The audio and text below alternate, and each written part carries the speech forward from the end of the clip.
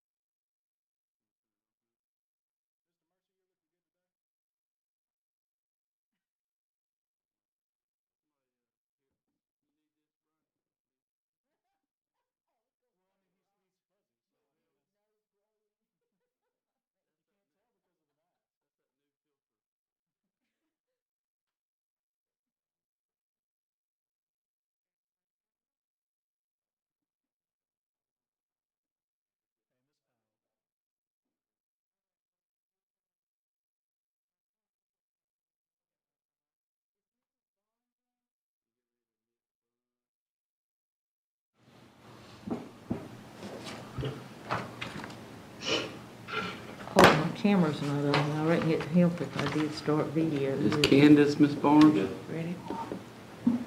Yes, might be. That's what I thought. Okay, she's coming on. Okay, I'm gonna, it's time, so. Give her a second, yeah. There she is.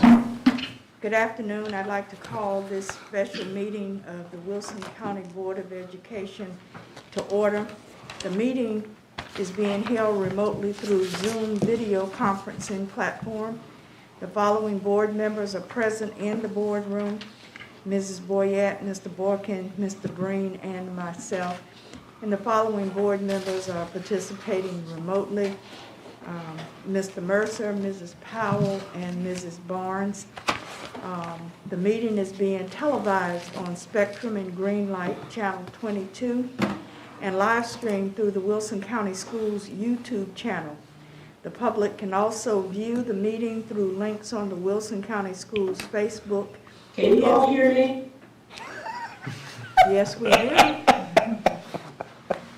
Instagram and Twitter pages and the Wilson County Schools website. Based on the executive orders from the governor, face coverings must be worn during the board meeting. Members of the board, I ask for the approval of the agenda. Madam Chair, Mrs. Powell, I move that we approve the agenda for the February 8th, 2021 special meeting of the Wilson County Board of Education. Second. it has been moved by Mrs. Powell, seconded by Mr. Mercer, that the agenda for the special meeting of the Wilson County Board of Education for Monday, February 8th, 2021 be approved. Is there any discussion? Hearing none, please record your votes. Mr. Breen? Aye. Mr. Mercer? Aye. Mrs. Powell? Aye. Mrs. Barnes? Aye. Mrs. Boyette? Aye. Mr. Borkin? Aye. And myself, Dr. Fitch, aye. Let the record reflect that the motion carries unanimously. Please join me in the Pledge of Allegiance, to be followed by a moment of silence. I pledge allegiance Allegiance to the flag of the United States of America and to the to the republic for which it stands, one nation, under God, with indivisible, for all. liberty and justice for all.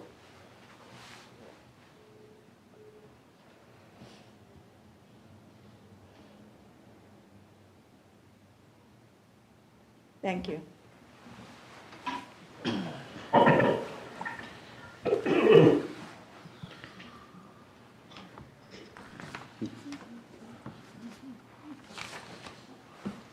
Members of the board and to our community at large, as this meeting neared for today, we were originally scheduled to deal with policy review as part of our ongoing policy updates. Last week, the governor and our legislature called for schools to be reopened, so we began to have requests to refresh our dialogue on this issue. At our last meeting, the decision to reopen our schools was made, and the date of March 22nd, 2021 was targeted, but the door was always open to revisit the issue, so the topic was added to our agenda for today. Like all of you, I have received emails, calls, and have been approached at the grocery store and a few other places that I may have been in by both parents as well as teachers and staff of the system. Some praise our decision to remain on remote learning, while others are displeased with our actions. Comments have ranged from distancing is not possible with our schools' configurations, which were not originally planned to have 6-foot distancing. In some of our elementary schools, the reports are that maybe 2 or 3 feet, and having to work with small groups. We know that distancing was a factor for buses because, as we discussed re-entry, we talked about limiting the numbers of students on our buses to be in 22 as opposed to the normal number that each trip would carry. So we're faced with a lot of uncertainty. But one of the major issues that comes out consistently is the issue of a lack of vaccinations for our teachers. Many have said they don't mind going back, but we need to be vaccinated. Essential workers, such as our doctors and nurses and the like, have been vaccinated. And there are many who feel that our teachers themselves are essential workers, along with our custodians and food service workers and the receptionists at the entries to our schools. But yet these persons are not in line right now to be vaccinated. And so that is a major concern. And as we fully understand and accept the fact that face-to-face instruction is the best place to have our students, there is the care and the concern that we have to deal with for our teachers and our staffs. When our teachers say,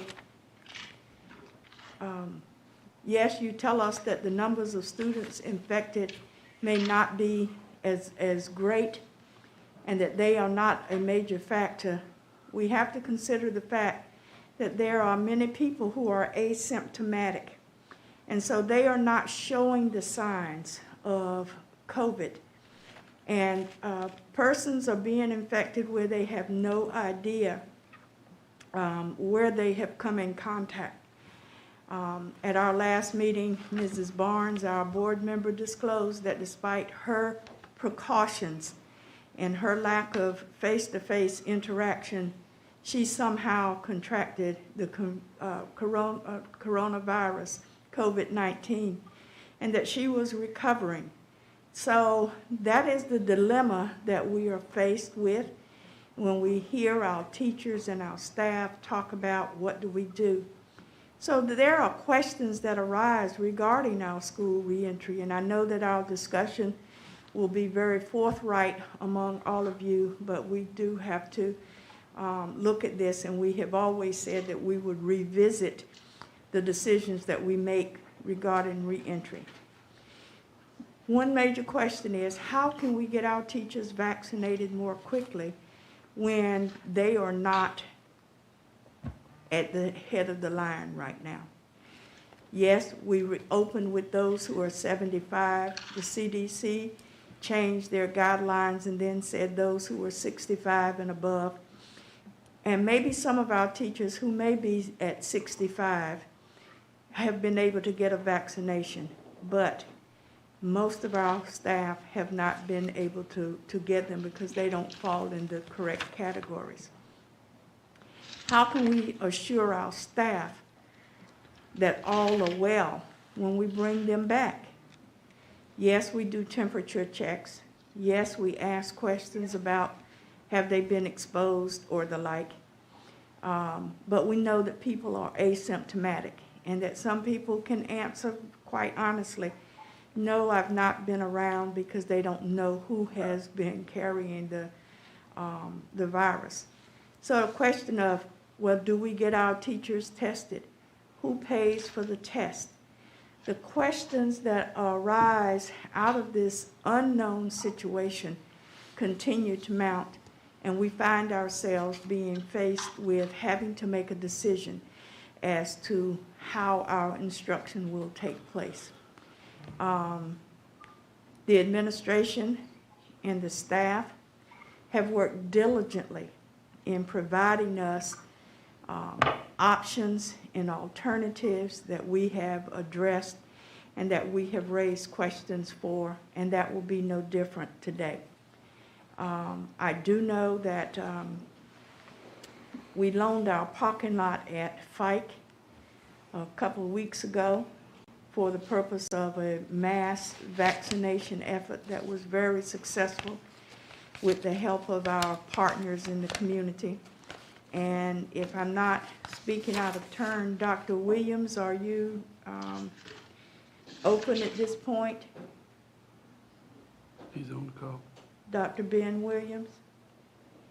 Hey, Madam Chair, yes, ma'am. I can give a report on the vaccination clinic. Please. The mass vaccination clinic, the first round, as you mentioned, was at Pike High School, and the second round will be February the 10th. It'll be Wednesday, February the 10th, again at Pike High School.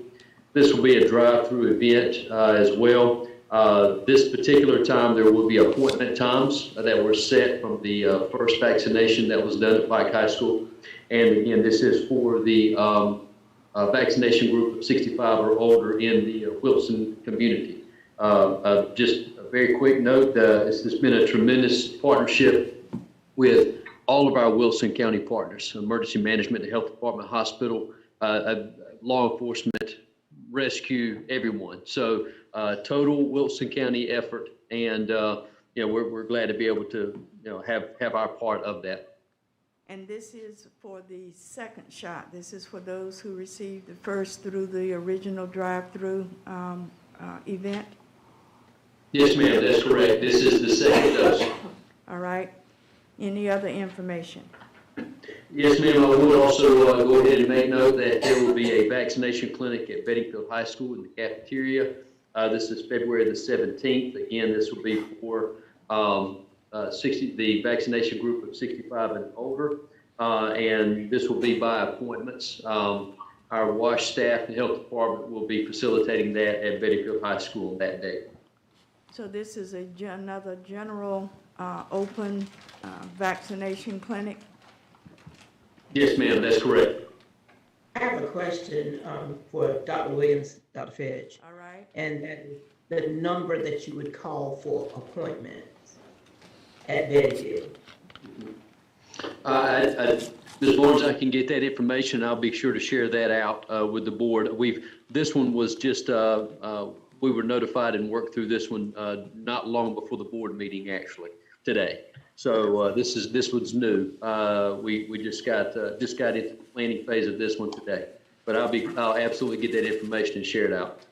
Thank you. So this, Yes, ma'am. this would be for first shots, correct? Yes, ma'am. From what I understand, this will be for the first round. Okay. All right. So those who are listening in our streaming on channel 22 with Spectrum and Greenlight, the word is now out that there are some more vaccinations coming. But still, this leaves many of our staff with the unanswered question. And there has been discussion with crowds being gathered for Super Bowl parties and the like, but yet we're not allowing our schools to be opened. We have to bear in mind that currently, and thank you, Dr. Williams, that currently it's not just the original COVID, but it is the various strains, the variants that are out here that now become part of the concern, whose spreadability is at a much faster rate than the original virus. So there are a lot of unanswered questions, and we are needing to make sure that we err on the side of caution and safety. So I'm going to now turn it over to Dr. Mills for the revisiting of this transition plan. If you would, please, sir. Yes, ma'am. Madam Chair, board members, let me pull up the presentation. And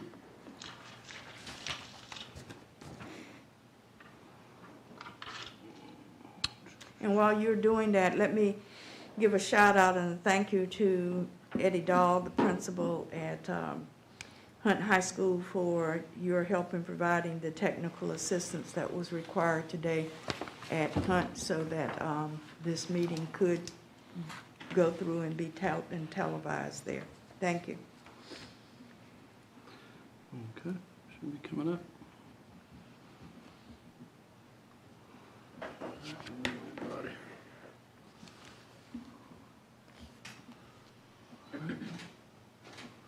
Shrink it down just a hair. Okay. Madam Chair, board members, since the governor's press conference last week, there's been a lot of flurry of activities with questions about plans and school systems across the state. So we have tried to pull some information quickly for you to review and just to bring you up to date where we have been and what guidance we've received. So that's what the purpose of today's presentation is. We can walk you through that. There really has not been extensive changes or changes of significance for some of the things we've been faced with. The latest toolkit information from the state. The requirements still exist for middle and high school with the distancing and some of the transportation requirements on buses for reduced ridership, and so that's still an issue. Elementary school can still operate with Plan A. It does not require social distancing. So there's pieces and parts that I think are important as we go through to ask questions, and we can clarify as we're able to. I just want to point out again that there's not much change, so you won't see a lot of new information in the presentation. It just doesn't exist. Now, as we prepare to do this and you prepare to hit the high spots, it's my understanding that the CDC may be issuing new guidelines as of Wednesday, which means that we are even having this discussion before the next iteration of guidelines are even issued to us. And based on that, that's as much as we know, is that there's been some discussion of the guidelines from CDC. So what we just tried to do today is present you with information, current data for some of our areas such as transportation, substitutes, scheduling, and then walk you through what some options could be as well as your current options, just revisit. I mean, there's really nothing new in the data to share because we've been on a remote basis, so cases and contacts are going to be minimized. And if there was a pattern, it would just depend on external contacts anyway because we're not back in. So I think the biggest thing that the board can do is just have a conversation and go through. So that's the purpose of today. So I didn't want to start the presentation with you thinking there's going to be something really earth-shattering. There won't be because there wasn't anything that really changed. But I do think it's time to have the conversation. So Dr. Wilson and her staff have pulled some information together. We've all worked through that. And so what we want to do is just walk you through kind of where we've been. At this point, I'm going to just go back and forth with Dr. Wilson and others, if that's okay with the board. So timeline-wise, I mean, you've seen this before from July, September timeframes. You know, we've made some changes as we've gone. The biggest change was in September with Plan A for elementary, 4 days per week, and middle schools went to Plan B. That was 2 days per week, with Wednesdays having been days for teachers to plan and prepare and do virtual lessons as well. And then high school students to remain in Plan C.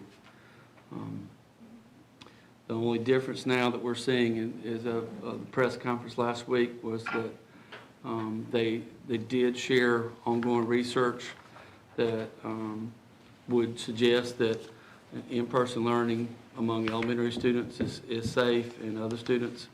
I mean, I'm not a researcher, so they've cited that in there so folks can review that. I think the things for us to keep in mind is that all this data is predicated on the fact that all the mitigation procedures are followed, the distancing, the masks, the cleanliness, and the other things that go along with that. So the only other piece of information that really was in addition was the letter that the school boards received and myself encouraging in-person learning and following the safety protocols, which the safety protocols are pretty much the same still. So any questions on any of that guidance? Again, it's not changed any. Okay. So where we are now, I'll let Dr. Wilson walk us through this one, and we're going to go back and forth as we go. The information that you see on this slide is the approved plan from the January 19th board meeting, where the traditional and the early college teachers would return on March the 15th, which would be at the end of the third grading period, and the students would return on March 22nd. That date was chosen because of the early colleges on spring break during the week of March 8th. We do have students in the adapted curriculum classrooms currently attending school, and transportation is being provided. We have said that staff may choose to work at home, or they may report in the buildings during this extended remote learning time. Child nutrition has continued to provide meals for our students and families during this remote learning time, as well as bus drivers have been given the opportunity. We do have our daycares at Beddingfield and Hunt High School continuing to operate because our numbers are limited currently.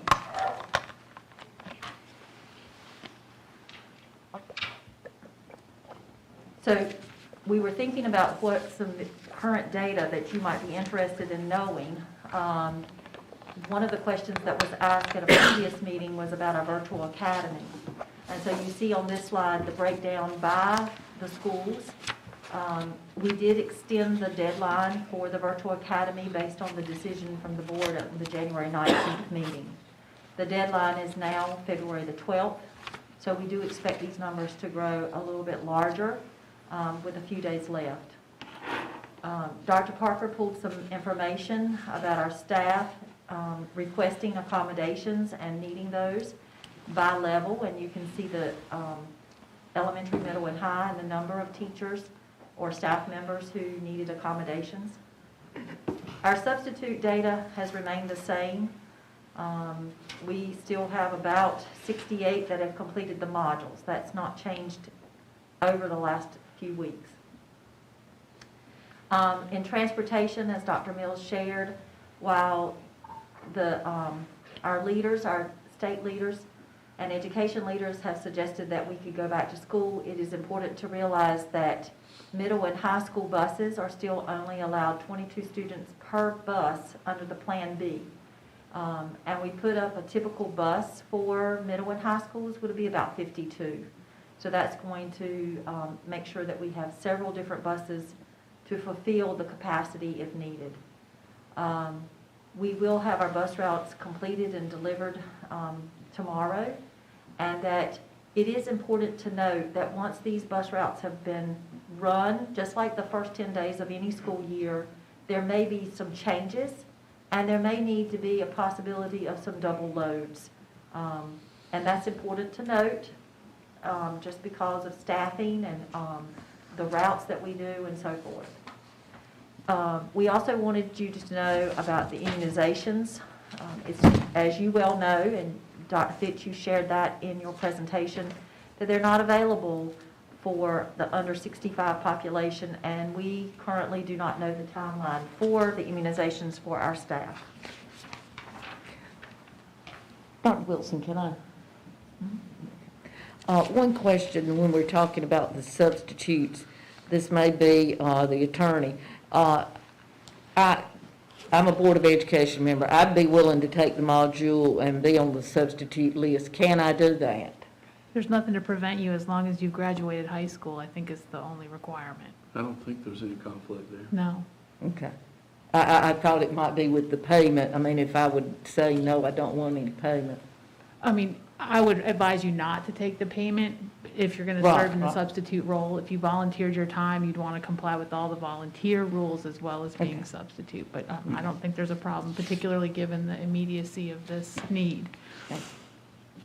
There's nothing to prohibit Can I you. get her to repeat that? I didn't quite hear it. Mrs. Boyette asked if she would be eligible to be able to take the modules and serve as a substitute teacher, even though she is a Board of Education member, and wanted to know was there any conflict with that.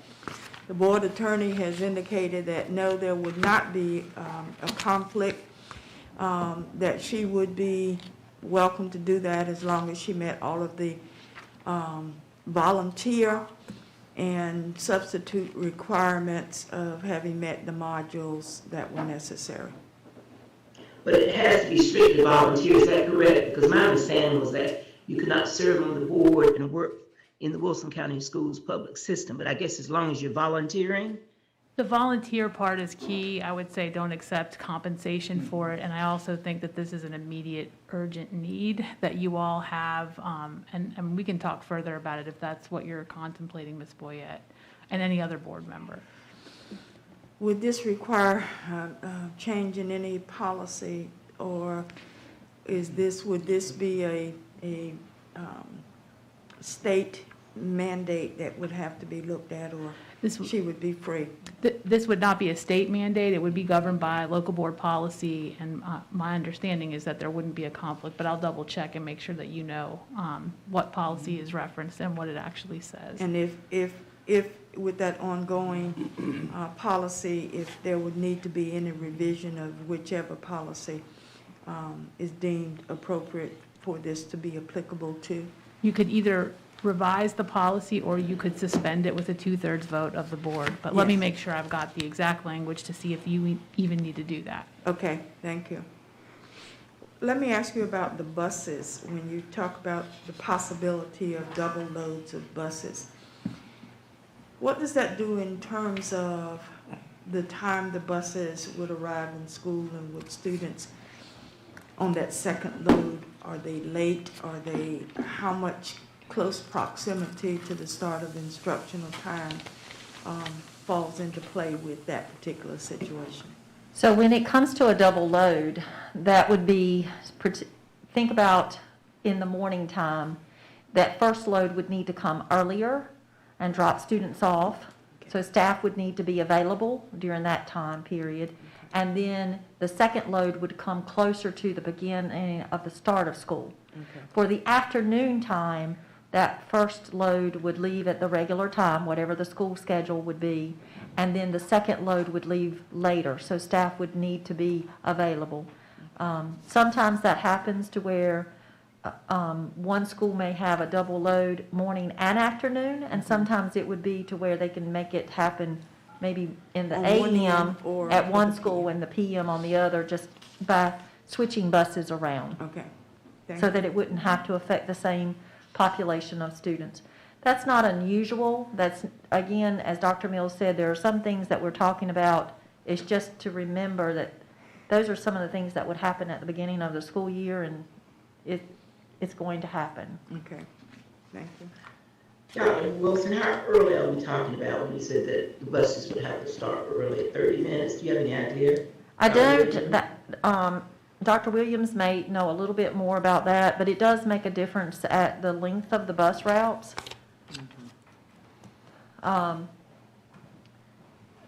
Dr. Williams may know more information about the length of the bus routes.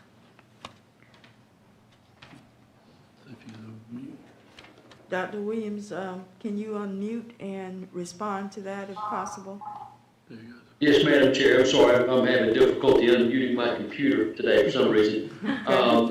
Yes, just to speak to the time for routing, if, depending upon what time a bus route were to start, I know that our transportation department, that they're going to try to make sure we minimize how early we are out, beginning a route in the morning. I know Mr. Harvey's on the call. I could get a sort of point of reference for you in terms of how early a route may start, just to give you an idea of what that may look like. So, Mr. Harvey, I know you're on the call. Could you speak to how early a route could potentially start if for any of our routes for school? Yes, sir, I can. As far as start times for routing goes, the earliest we would be looking at, if we were to go back to K-12, we'd be looking at between 5 and 5:30. And because some of our routes are in the rural area, and it just takes longer from a travel distance perspective, we have to leave that early to try to make sure we get kids in school by the time it starts. So if we have to run double loads, we may have to kind of play with that time a little bit to still try to get everybody to their respective schools before the first bell rings. With the Mr. number, Harvey, what about the time for getting home? If they start out at 5:30 in the morning, do you have any idea what the arrival time home might be? Well, again, that's gonna depend on a lot of other variables, but it'll be the same principle in the afternoon as far as getting home, because you have to take those kids home, and then you won't be able to start your afternoon route for your next school until the first set of children have been dropped off. So it'll be later, and it's probably gonna make for a long day for some of our students. And with the capacity restrictions, that's something that we can't really get around.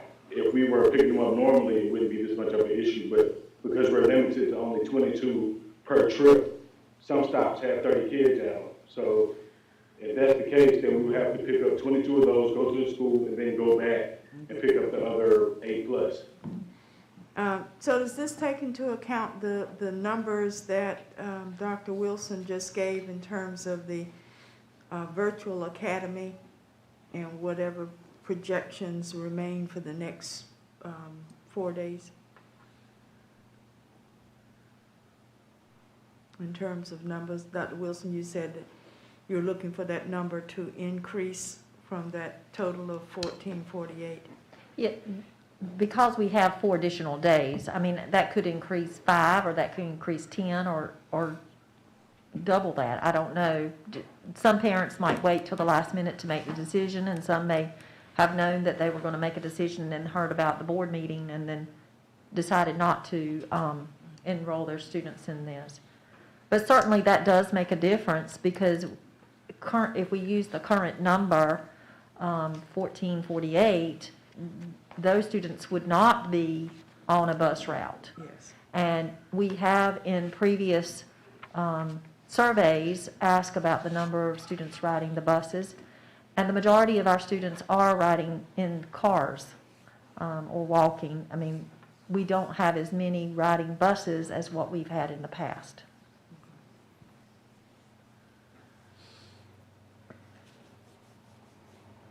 I have a question. Mrs. Powell? Well, I actually have 2 questions. Dealing with the virtual academy, is that actually done by teachers who are in the classroom? Is that another set of teachers, the ones that ask for accommodations? And you may have already answered this question. Just kind of review that situation with me, please. We do have a mixture of virtual academy teachers. I can't remember which board meeting it was now, the last one or the time before that. We talked about the virtual academy, whether we would have dedicated teachers or not. We do have some schools that were able to make that work, and they have a particular grade level to where, or maybe 2 grade levels, and it's a dedicated virtual academy teacher. And then there were some schools that were not able to make that work. And so that means then the regular classroom teacher is teaching face-to-face students, or that's the way it was, what the plan was, is that they would teach face-to-face students and their students who are working online. Okay, so if that number increases, then we will need more regular classroom teachers to step up. What's going to happen? Is that correct? Well, it could be. There could be, again, based on the numbers, let me pull those numbers out. We had some schools that had a few number of students that were in virtual academy. And based on that, it was easier for, say, one teacher to handle the virtual academy students. And then there were some schools that had a larger number, and the principal decided, with the support of the teachers, that they would spread those students out among several within the grade team, the block or the team or the grade level. Okay, all right. Would it be fair, Oh, go ahead. would it be fair to say that in most virtual academy students are being taught by their regular classroom teacher? Yes. So, yes, most regular classroom teachers are teaching both Yes, virtual. that's definitely. Okay. And that was one of the reasons on the next slide. We have, this is the picture that we used to kind of spell that out. That's why we have dedicated the Wednesday to remain, to continue to do that. Part of the discussion that we had with principals was, and they've had with their leadership teams, is do we have dedicated teachers or not? And they were, based on the information that we received from the principals, is to stick with the Wednesdays because the teachers would be having those two platforms. And so the elementary, as it was approved back in the January 19th board meeting, for it to be in Plan A, and the hours are over on the right-hand column, the 8 to 2:30, and the middle school would be in the 2 days a week in the blue group and the green group, and then the approval, which would be new to what we were planning to do starting on March the 22nd, was the high school would come in 1 day a week, and you can see to where students would come, a group of students would come on Monday, and then below that you see they would then have an online learning Tuesday, Thursday, Friday, and the same would happen through the rest of it. So each Monday, Tuesday, Thursday, Friday would be a fourth of the students who were interested in online learning, face-to-face learning. I do think it's important to note and to remind everyone that there's a big difference in the scheduling between elementary, middle, and high. Elementary students, typically, we do have a few block classes in our district, such as, say, a 5th grade group might be an ELA teacher, a math teacher, a science and social studies teacher. But that's not the majority. The majority of our classes at the elementary level are what we call self-contained. That means they go into a classroom with a teacher and they stay with that teacher. We do have a few that are on the block schedule or departmental schedule or the team schedule. At the middle school level, they are on teams. Like teachers at the middle school and the high school level, they receive their certification through content areas. So there would be ELA, math, science, social studies, and so forth. And based on the second 9 weeks, how we handled that is that the students stayed in the classroom and the teachers would rotate from one class to the next to keep those students out of the hallway or to minimize and to increase the possibility of them not making contact. At the high school level, that's going to be a little bit more problematic in the fact that students are divided up into 4 periods. And just because in period 1, I may have English 1, in period 2, I may have another class, and I've got to travel down the hallway and be in between students to get, and then another whole group of students. Teachers are not going to be able to travel like they did at the middle school. So there's a little bit of difference within the scheduling. Dr. Wilson, how does that, affect the related service providers, like your speech therapists that are pulling students out of those classes? I know we pull out of elementary, middle, and high school. So when they're pulling students, sometimes they're pulling students from several classes, 2 or 3 or 4. And I know they have to go to a secluded area, but how does this affect their scheduling? Yes, ma'am. Like our itinerant teachers you're talking about in our resource, I believe that's what you're talking about. They have actually had to do that. I mean, we've had from our EC teachers to our what we would call exploratory or resource teachers, our EL teachers. So if that is their caseload, then either they go to, I think I just died. It says I'm low. Got extras.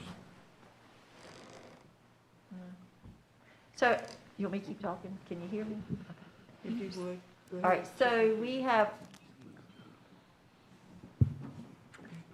All right, thanks.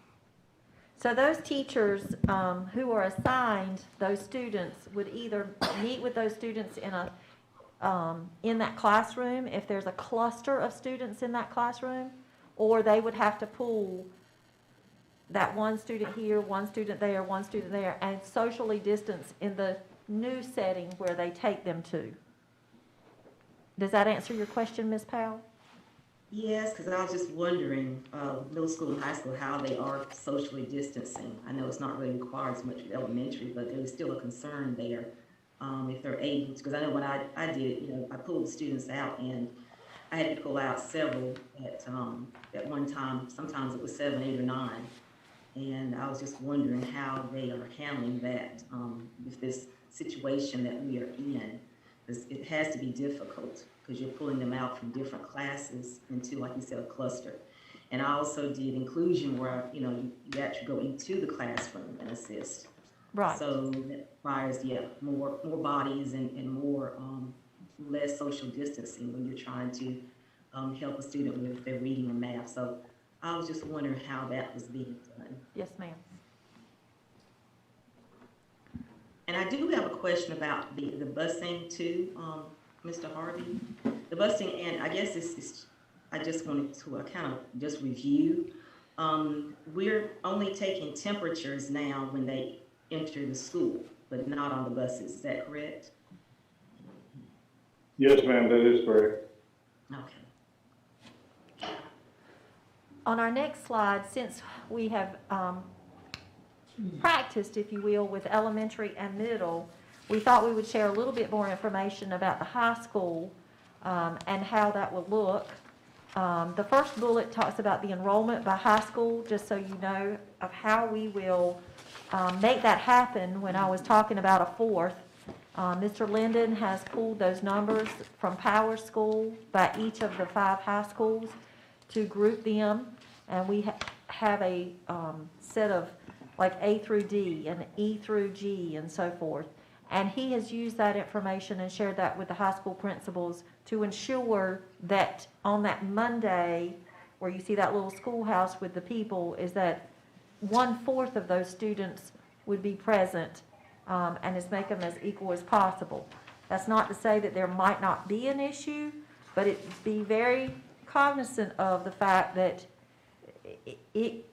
again, that student might be in period 1, and then they're going to change over to period 2, and we may have to have some fluctuating of class scheduling and changing, and you may not necessarily go on a Monday. The plan may be on a Monday, but it may have to go to a Tuesday if we see that within that we're not able to make that social distancing happen. So just want our families to be flexible as we work with those groupings, but we do have the groupings by alphabetically by the last name to ensure that we have 1/4 of the enrollment on the building at any given time. We do have athletics continuing at the high schools. The decision was made with the principals, the athletic directors, and the coaches that middle school athletics would not be offered. We have had discussion for starting on the March 22nd that the curricular activities, and there's some examples given there, would begin, as well as some extracurricular clubs and activities would be from additional input from principals and staff members who are monitoring those. It's also important to be mindful at the board is that we have some upcoming testing at the high school. I mean, we have upcoming testing in other places too with access testing. But we did list the high school testing February the 23rd for the ACT and February 25th for the pre-ACT. That testing schedule has already been completed by Mr. Sage and the principals. And we were talking with the principals on Friday about the large number of rooms that would be required for those 2 days of testing. Dr. Wilson, with the quarter of the students going back to high schools, about how many students would that be per school? Just out of curiosity. Well, we currently have, on that slide 5, we currently have 467 that have signed up at the high school level. And then we would just take the 3, that's at all 5 of the schools. So we would need to shave that number off of how many that would be. I mean, would you be looking at like, maybe 120 in the building that day? Say if you were on like a Monday schedule? Yes, it could be, yes.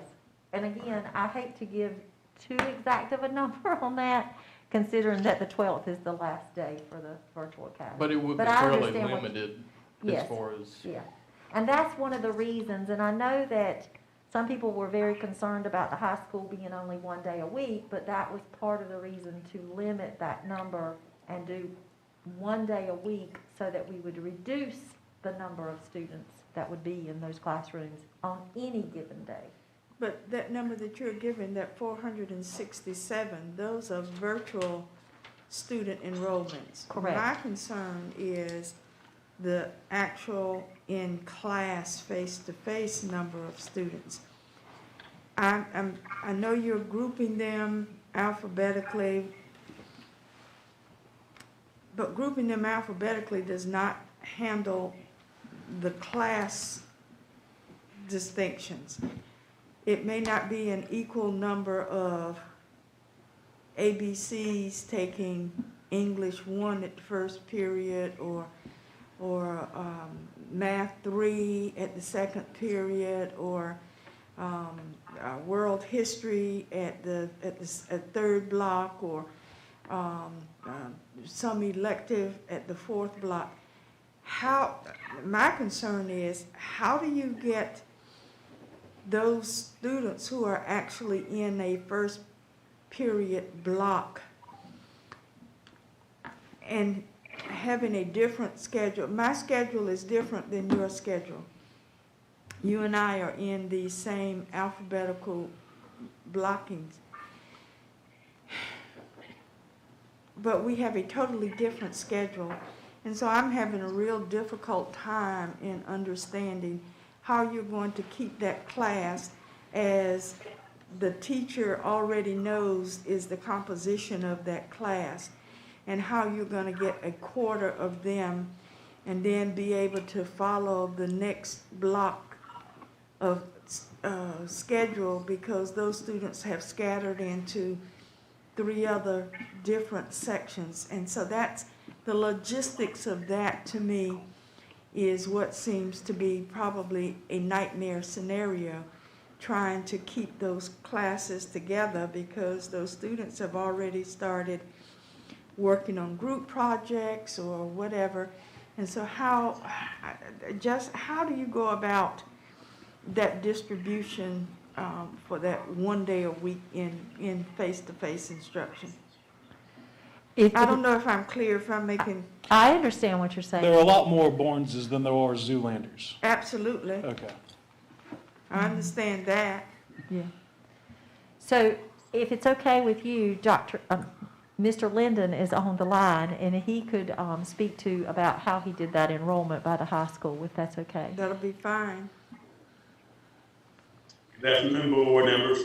Good afternoon. So when we took the enrollment of our student populations at the high schools, we took the entire enrollment and broke it down into quartiles, and then had to look for the line of best fit based on the alphabet, because it would have been very cumbersome to have Pike students grouped, for instance, A through D, and Hunt students grouped A through E. So we had to look at a line of best fit there for the total population of our students. Then we've shared that information out with our schools, and our schools can look at actual class enrollments to identify areas that you referred to, Dr. Fitch, where one single class may have more people with the last name B in it than another class, to make sure they're not overloaded. But by breaking it down into the quartiles, we feel that we are staying well under our limit as required by the measures that have been put in place. The answer to the question was, what would a typical enrollment on a given day look like at the schools? So Bedingfield is going to be looking at between 180 and 200 students per day. And these numbers are prior to Virtual Academy students being taken out of the mix. We wanted to look at the the maximum enrollment possible. So virtual academy students, when they're taken out of the mix, these numbers are going to drop slightly depending on what area of the district virtual academy students happen to reside. So Bedingfield between 180 and 200. Fike is going to be looking at about 275. Hunt is probably going to be looking at about 280. Watt at about 50. And Weka at about 60.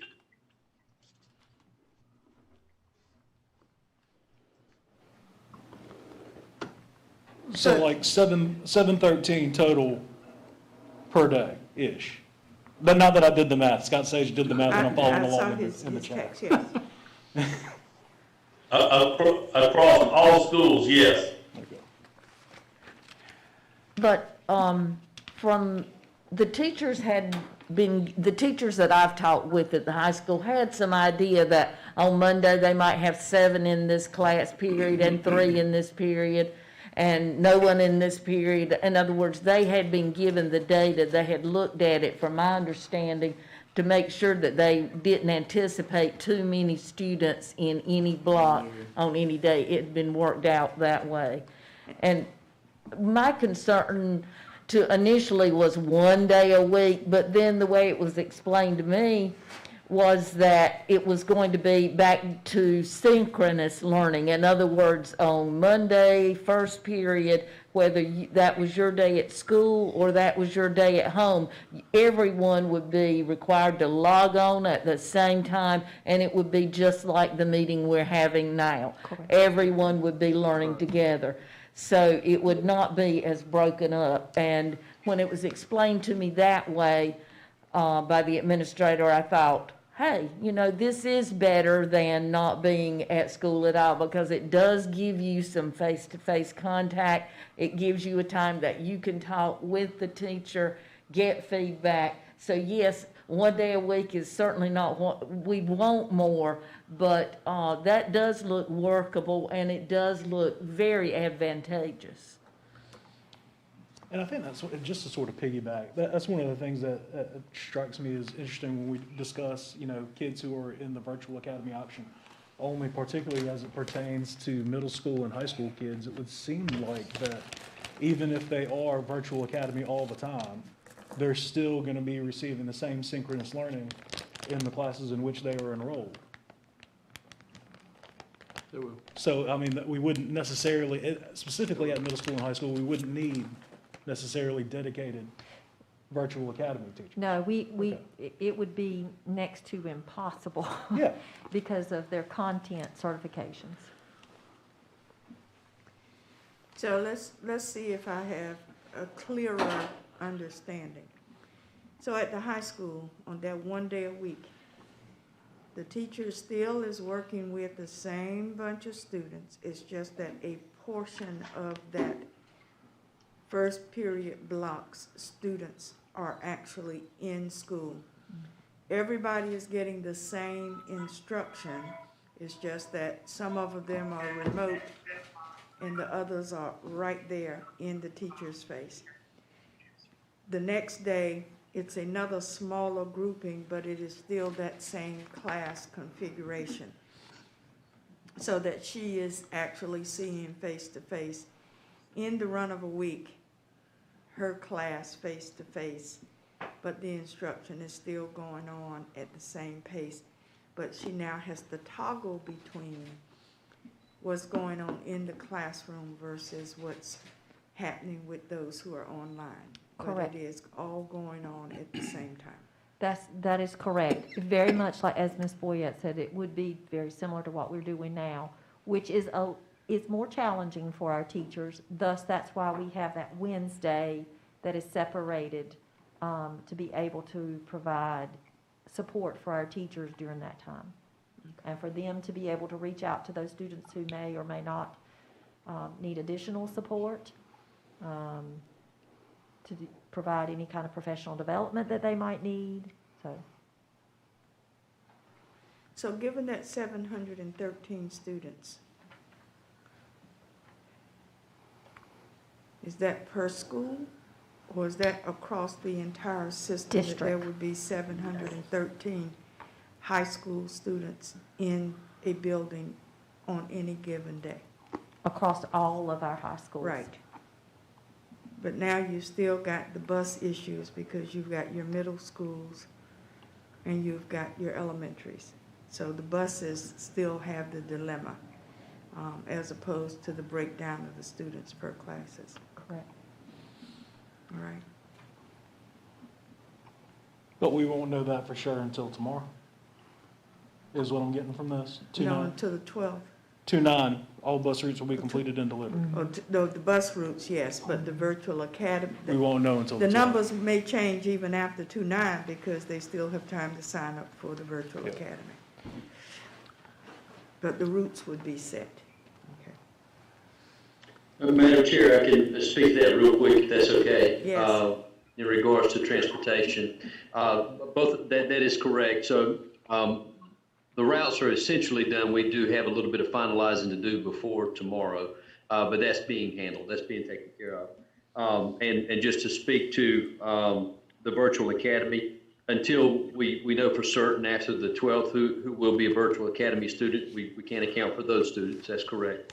And the other piece is, as we've mentioned before, until we run the routes and know for certain who's actually going to be on the bus, that just like we would with the first 5 to 10 days of any school year, we won't know exactly what routes we can collapse, how many buses we may actually need, those kind of things. We're just unable to be able to definitively determine that until we run the routes for a few days. But whatever needs to take place for that to happen, transportation will make that available. We'll do what needs to happen with routing, double routes, what have you. But that's correct. Just to speak to that part about transportation, those are the uncertainties right now that we would not have clarity on until those things have passed.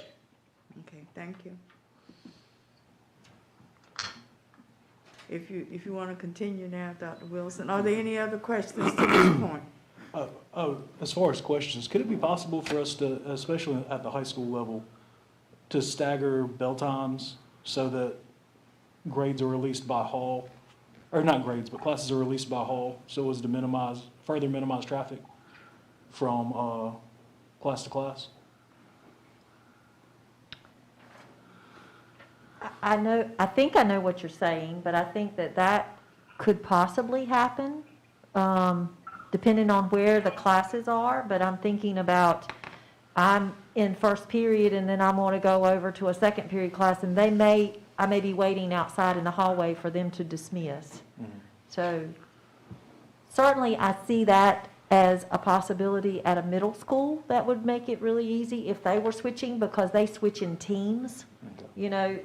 This little pod of kids in middle school go in teams to switch. Mm-hmm. But I don't know how that would look at a high school based on a wing and how they intertwine with those other students. One last question. At Hunt, if we took the lockers, if maintenance went in and took the lockers out of the highway, we'd add another 1.5 feet, maybe more than that. Give me a crowbar. I'll volunteer for. You might need dynamite the way they're glued to the wall. But in that case, when a child is assigned a locker, have them carry it with them. The lockers there are not used by anyone. In fact, they're They're just there. they're hanging on the wall, right, taking up space. So with that configuration, a 6-foot social distancing aspect is doable at the high school per classroom, because the numbers would be reduced? Yes, ma'am.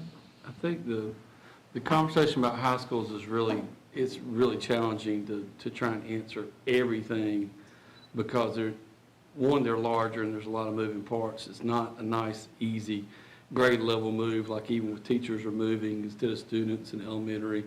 It's the total opposite of what we've had to deal with if you think about how they do things. Plus, they're larger. The issue you run into in high schools, which I think is some of the guidelines, is 6 feet still a requirement, and the reduced transportation. So we talked about that, but the thing I think that is concerning to teachers and others is that the students are going through classrooms even on a reduced schedule and reduced numbers. Regardless if it's 200 or 250 or 175, we can work out the schedule, as Ms. Boyd was saying. We've looked at the class configurations and how many would float through. We've done a lot of the heavy-duty work ahead of time to try and anticipate that. But the problem you have is as those students go through there, they're still jamming up at times, and we don't know what the numbers are about rates with adults or students in that age range. So you've got kids rotating through at a lot greater frequency than we do elsewhere. So I think that, 1 or 2 cases, or contacts rather, could really have a large effect. Not so much transmission, because we don't know. I'm not a doctor in that sense, and, but the contacts piece is what I think is really making people nervous.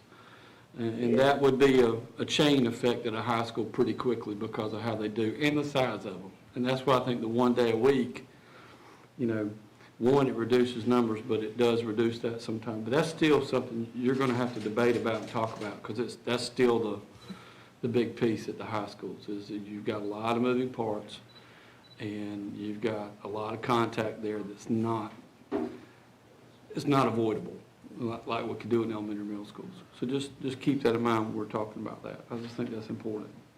So we've got on the last slide with some stuff, direction, we've got some options that you could consider. And what I want to preface this with is, for any of the options, it's up to the board what you want to do in terms of timing, because these are still the process I would think we need to follow. Okay? So whether or not we, and we've got on here you've got the current decision where you are right now, and then we've talked a little bit about the reentry by level. And let me just, again, I want to preface with, these dates are in here. You could do the reentry by level or reentry at any point in time. So that's why I started the presentation today with, nothing has really changed in terms of the guidelines, the requirements. We've talked about this for a long time, the restrictions on buses. So we've addressed those as much as we can each time, but the timing of it is really up to the board. The process, there's nothing new here to share with you of, aha, here we go. It's the same process, same issues, same everything. So what we really need to know is, where do you fall on that decision making? Because the current decision is, we've got teachers returning on March 15th. That's the end of the 3rd grading period.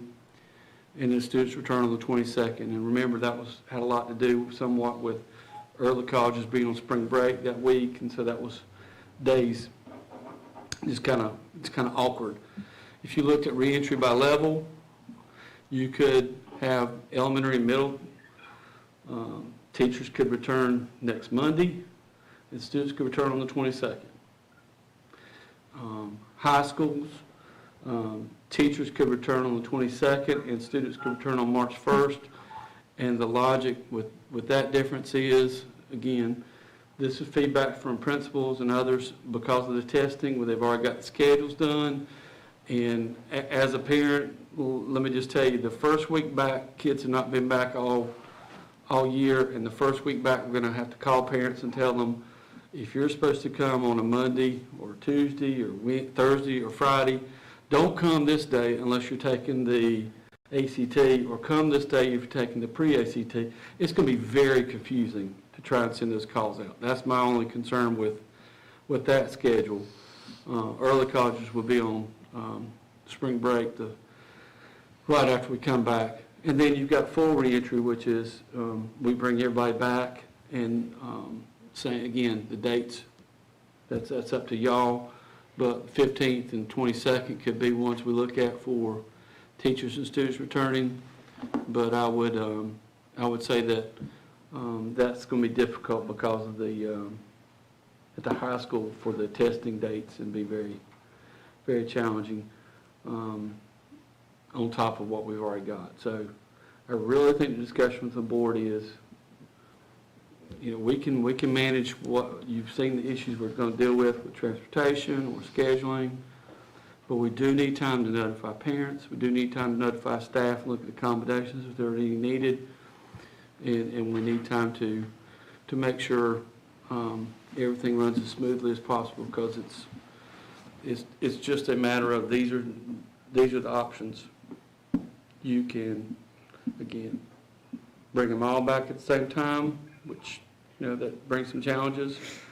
You can look at elementary and middle as separate from high school. You can look at elementary separate. We've done all that during this period. So the options available to us are not the issue. The issue really is one of timing. And, we've got most of the routes done. We've got staffing. Nothing's really changed. And we've done both remote and in-person except for high schools. But high schools are a different organism when it comes to the schedules and comes to the contacts and the movements. And I think that is making staff very nervous. We still have the same issues at elementary and middle without immunizations for staff. But we all want our students back in the building as soon as possible. There's no doubt about that. So the timing of it is really where I think you need to talk about what you're comfortable with and when. So Reentry by level makes the most sense to me. Would get a better opportunity and handle on how busing and transportation would work. And then we could sort of iron out hard details as we go, if that makes sense. I agree that high school is and always will be a different beast. The difficult thing about high school is that, you will have a disproportionate amount of freshmen who have to and need to ride the bus, as opposed to your upper grades where you'll have a lot more folks riding in cars and carpool.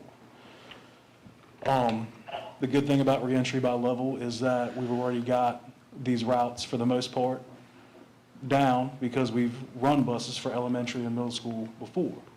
The other part of it is the virtual academy piece and trying to figure out how many more kids are going to join the virtual academy. The biggest issue I see is, even though we have this hard deadline of February 12th, is that, up to this point, we've been kicking the can as far as we can down the road. And parents don't feel forced to make a decision and haven't felt forced to make a decision until this February 12th deadline as to what exactly they're going to do with their kids, because a lot of it is them waiting for us to figure out what we're going to do. I think the majority of I'm fairly active on social media. I've got my, school board page or whatever. And, people will say, I'm enrolling in virtual academy. These are my concerns. And that's great. Enroll in virtual academy and alleviate your concerns that way. And while I'm rolling, I'll just keep talking because I've got a page full of comments that I wanted to make before we go further, especially in regards to the chairman's comments at the top of the discussion. We talked about vaccinations.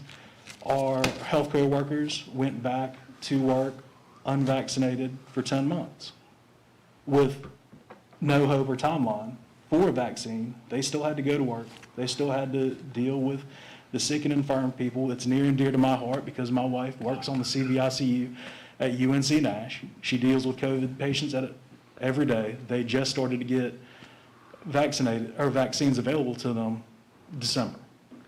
And at this point, approximately 75% of healthcare workers on our floor are actually vaccinated. And that's almost 3 months after vaccines were available. And that's particularly interesting because you've got to consider that these are healthcare workers. And those aren't hard numbers. Those are fuzzy husband-wife like guesstimation numbers as to what's going on our floor. But when you're dealing with vaccines and you're dealing with PPE and the worry about potentially getting sick, on the one hand, you always have to deal with the possibility of an injury, and on the other hand, you have to consider actual harm. And, we got progress reports today. And like I noted in the last meeting, when we were face to face, my son's grades were up, all high mid-90s. progress report come out today, grades back down. So it's really difficult for me to vote for any plan that is particularly injurious to what I know is his development in school. And I know that there are a lot of parents that echo those same sentiments because they're sitting there living it, watching it, and experiencing it with their kids. And I'll always try to meet as often as I can in this board meeting. But today, the way I'm able to come join you all is I had to pay for somebody to come watch my kids so that I could participate in person at this board meeting. The other thing we have to counterbalance is, again, a harm that actually exists is the mental health strain that's been occurring not only with our kids, but also across the nation. Dr. Sally Perner, who is a pediatric infectious disease physician, has noted that there's been a tidal wave of mental health issues, obesity issues, and child maltreatment issues that are going relatively undiscovered across the nation right now. And I know that it's hard and our schools aren't funded as such to be that gap, but unfortunately, 80 years of public education has created that place for our schools to sort of be the ones who check on the kids and make sure that they're getting what they need. I say all that to say, and I sort of sounded like Foghorn Leghorn when I said that. When we leave this meeting, I'd like to see the elementary school kids go back. I'd like to see the middle school children go back as soon as possible, as early as the 22nd, which I think is contemplated by one of these plans.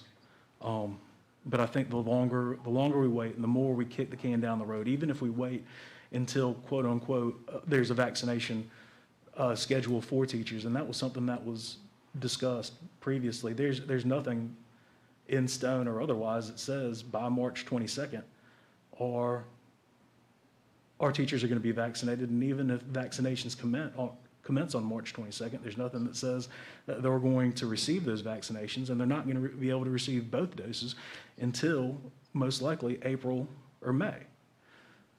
What we've also seen is that there are other counties in North Carolina whose health departments, and our health department has done a fantastic job, and I can't speak, and I don't think anybody in this room necessarily can speak to the amount of vaccines that are available for Wilson County residents, but there are counties that have prioritized COVID vaccines for their teachers and have gotten those, particularly in the coastal counties. They've been able to prioritize vaccinations for their teachers while they anticipate sending everyone back to school. And I don't think that there's necessarily, and I don't say put pressure on the Wilson County Health Department, because that's not what we're in the business of doing, but there's really no impetus for the Wilson County Health Department, to the extent that they are able, if they are able, to prioritize vaccinating our teachers if we keep kicking the can down the road.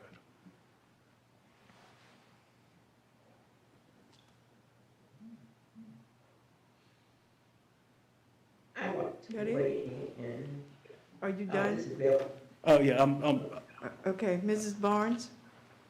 Okay, I'd like to weigh in. First of all, I'd like to, as a sidebar, tell Drew, please don't call me when I'm just awakened in the morning for the interview, because I remember very vividly saying that I believe that face-to-face was the proper way, but it should have been face-to-face for elementary children at this point. But I also mentioned, and I want to commend our administration, Dr. Mills, Dr. Wilson, Dr. Williams, Dr. Parker, because they have done a phenomenal job. And we do depend on them for providing us with pertinent information and facts. And they have done a great job at doing that. Each time we revisited our transition back into school, and I know we have the ultimate decision to make, but they have done a phenomenal job with that. And I also want to say to our teachers, because I think some of the teachers believe that we don't consider them as board as essential workers. I do. and I have an immune efficiency or system deficiency. And if I were to have to go back into a classroom, I too would like to be vaccinated, but unfortunately, it is not our responsibility, and that's not the proper word to use, but it's not something that we have control over, is the word I was looking for, because it is a state mandate that we go through the different phases. And I don't know how the coastal counties were able to get their teachers vaccinated, but I think it would be a wonderful thing to do. And as Dr. Fitch mentioned at the beginning, I have been recovering from COVID, went back for a second test, was still positive. So it makes it impossible right now for me to even get vaccinated, even though I'm in the 65 years plus stage. So that's the risk we run too. Sometimes if we were to send some teachers back to school, if they were to receive COVID and have not gotten a shot, then it would be sometimes as much for 6 weeks to 3 months wait before you can get the COVID shot. And I'm in that position right now. But I do like the reentry by level plan. I think transitioning back would be the better thing to do. And I do like the plan that we approved on the 19th of January. It speaks volumes to, as I said, to what the administration has done to make it possible for us to go back safely. All right, are there other comments? Dr. Mills, how many students will be coming in for the ACTs? Mr. Sage is Mr. online. Sage I'd is rather online. he answer that question. Mr. Sage, if you would unmute yourself. He's running those I'm numbers. waiting for my other computer to pull up while I look it up. Okay.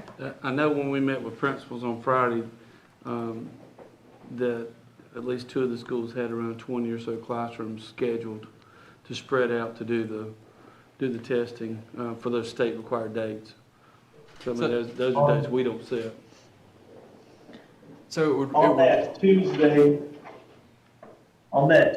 the 23rd, we have 720 juniors. And on that Thursday, the 25th, we have 853 sophomores.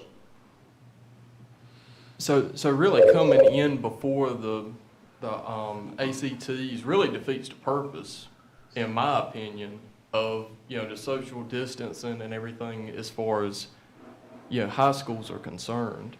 So I would probably be in favor of bringing them in after the fact. That was when we talked with the principals, and again, we're just asking their feedback of roadblocks and things. You ask the people closest to some of the issues, and it was easier to get up with some of the principals than it was to get up with all the teachers. That's difficult to do right now as well too. But in terms of representation and how they're scheduling things, they're going to have to use their entire buildings and have to look at coming in, flow in. We've done that with some things, and I know as a parent I've dropped my child off for some EOC testing. We did that, but this is a much bigger scale, so we're spreading out through. But I don't think it would be easy to explain to parents in a phone call how to manage which day to come back, and that would be our first week back. I think that's just asking for confusion and problems, and I don't like that for our families. Too many moving pieces. I think I agree with you. As much as I want to see high schools back in, and I know the parents want to see them back in.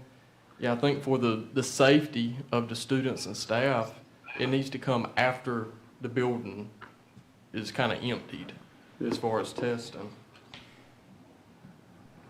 There's been a lot of work by our administrators and teachers have figured out a lot of things throughout this entire event, and it's, again, the challenge has been as you figure out one issue, another one arises that you hadn't thought of, and I think everyone is very frustrated, and everyone's very nervous, and everyone's very scared in spots. It just runs the gamut of all this.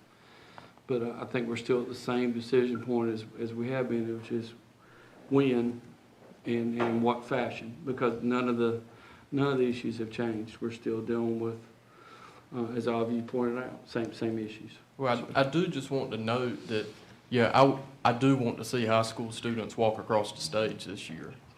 So, I mean, that's important to me because I don't think that they necessarily got that last year. But, yeah, I am in favor of the tiered reentry. Okay. Madam Chair. Madam Chair. I heard Mrs. Boyette first, so I'm going to defer to Go Ms. ahead. Boyette, and I'll come back to you, Mr. Mercer. That'll be fine. Thank you. Ms. Boyette. I too agree that reentry by level is wise and helps us phase into it and work out any problems. But piggybacking on what Mr. Breen was saying about the mental health, when I worked with Race to the Top, which was the lowest 5% of schools in the state, our training taught us that worldwide, the number one thing that you saw with low-performing schools was children and teachers that had become used to, their expectation was that it's okay if you're failing something or if you're doing the best you can. And that's another urgency. We don't want 50% of our children failed a course the first semester. We know that we don't want that to become the expectation. And therefore, there is an urgency to do what we can to get them back in school. So I have no problem waiting until March the 1st for the high school to go back. That is certainly reasonable, understandable, makes good sense with the testing. Middle school on the 22nd, that's fine, of February. I would like to see the elementary go back by the 15th, but those are my feelings. Let's go back by level, but I'd like to see the elementary back in by the 15th if we could manage it. All right, Mr. Mercer? Thank you, Madam Chair. There's no question that the parents want their children back in school, but also I think the teachers are every bit as interested in them returning because their work has been much more difficult and time consuming. And I feel like nothing has changed. And personally, with all I know about it, and I don't claim to know everything about it, but I feel more comfortable with the plan that we approved in January. And when we go back in a manner that we can sustain and hopefully be, everyone will be better protected and sustaining, speaking in terms of less chance of having to quarantine or less chances of staff and faculty having to be quarantined or anything of that nature. So I'm in favor of and encourage staying on the plan that we approved in January. Thank you, ma'am. Madam Chair, Mrs. Powell? our teachers have gone above and beyond the call of duty, what they're doing. When I was listening to the explanations of working with virtual and also working in the classroom at the same time, I know that teachers are staying behind and working long hours and working on weekends because virtual is not easy. Remote learning is not easy. And I do understand that there are some students that learn better face-to-face than remote because we have different learning styles. And I do want our students to go back in school. Our students, I know, miss seeing each other, and high school students miss seeing their friends. And teachers, you know, I can relate to that. That's the one thing that I miss after retirement. Didn't miss the paperwork, didn't miss all the meetings I had, but I miss seeing my students. I miss the rapport that I had with them and being able to talk with them. Because we are people, teachers are people persons. They love that interaction. But the concerns I have listening to this presentation is the transportation, having double routes.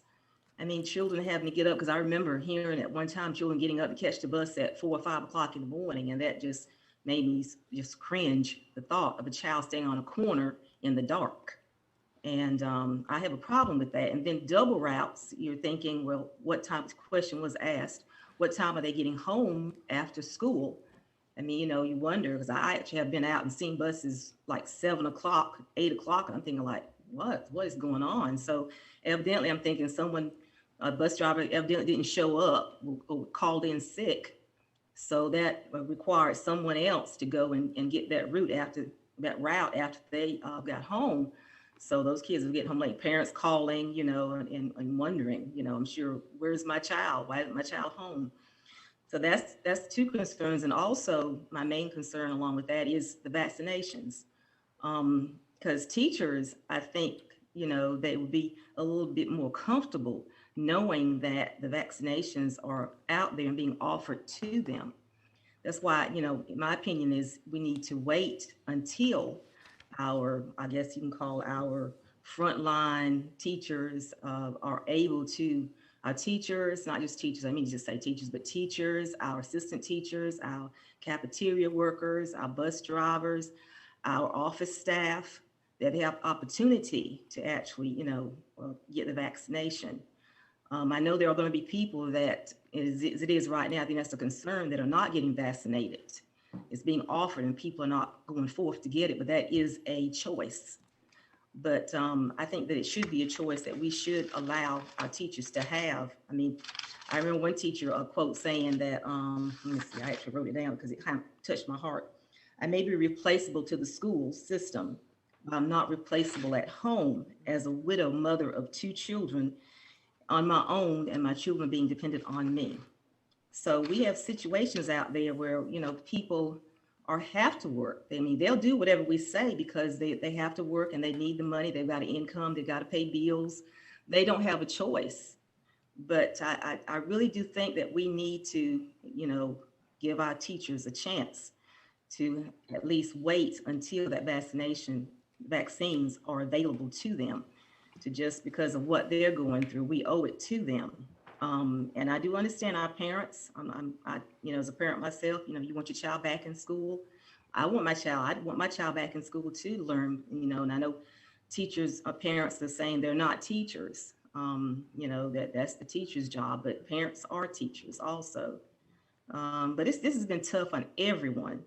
But I agree that we should just remain on the decision we made back in January and just wait until that's taken care of. That's why I asked the question about our related service providers going in and out of the classrooms. You know, how they managing that situation.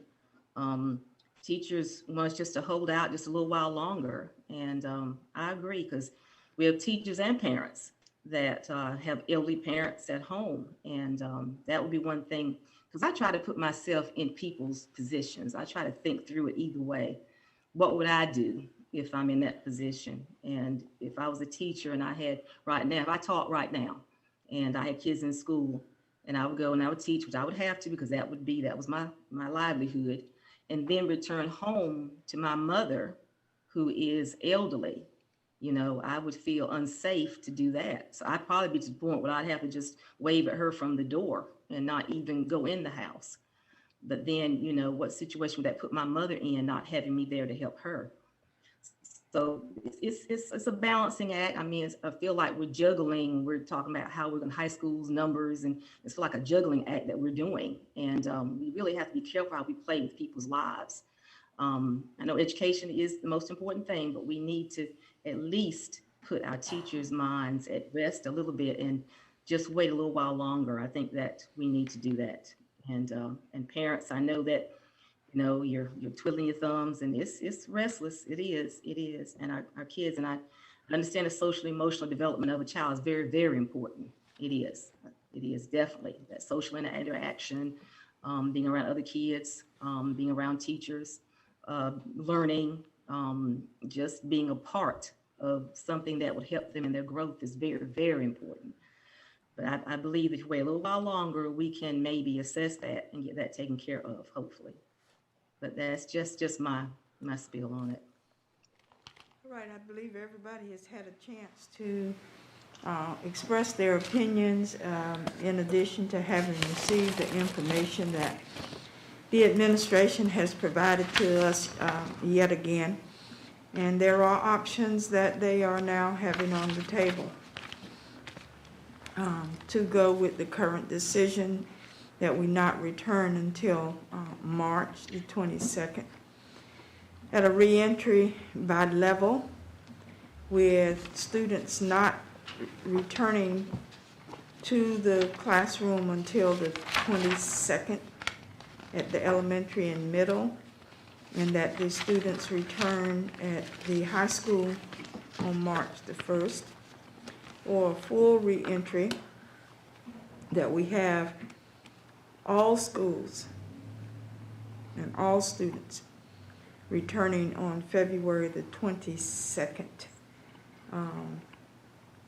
and making note of the fact that the ACT and pre-ACT test considerations have to be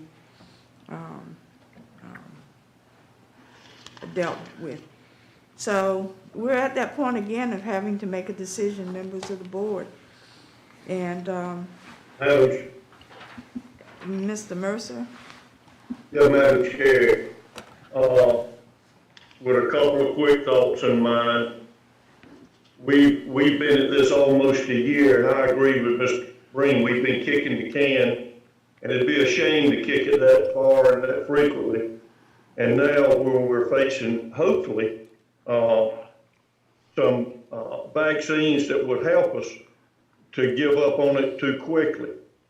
A second thought, it's been a while since I looked at the statutes, North Carolina, and responsibilities of teacher. But I think the first one listed is providing a safe and orderly environment. And with those thoughts, I just should have mentioned them earlier, but excuse me for that. I move that we remain on the plan that was approved by school board in January. Second.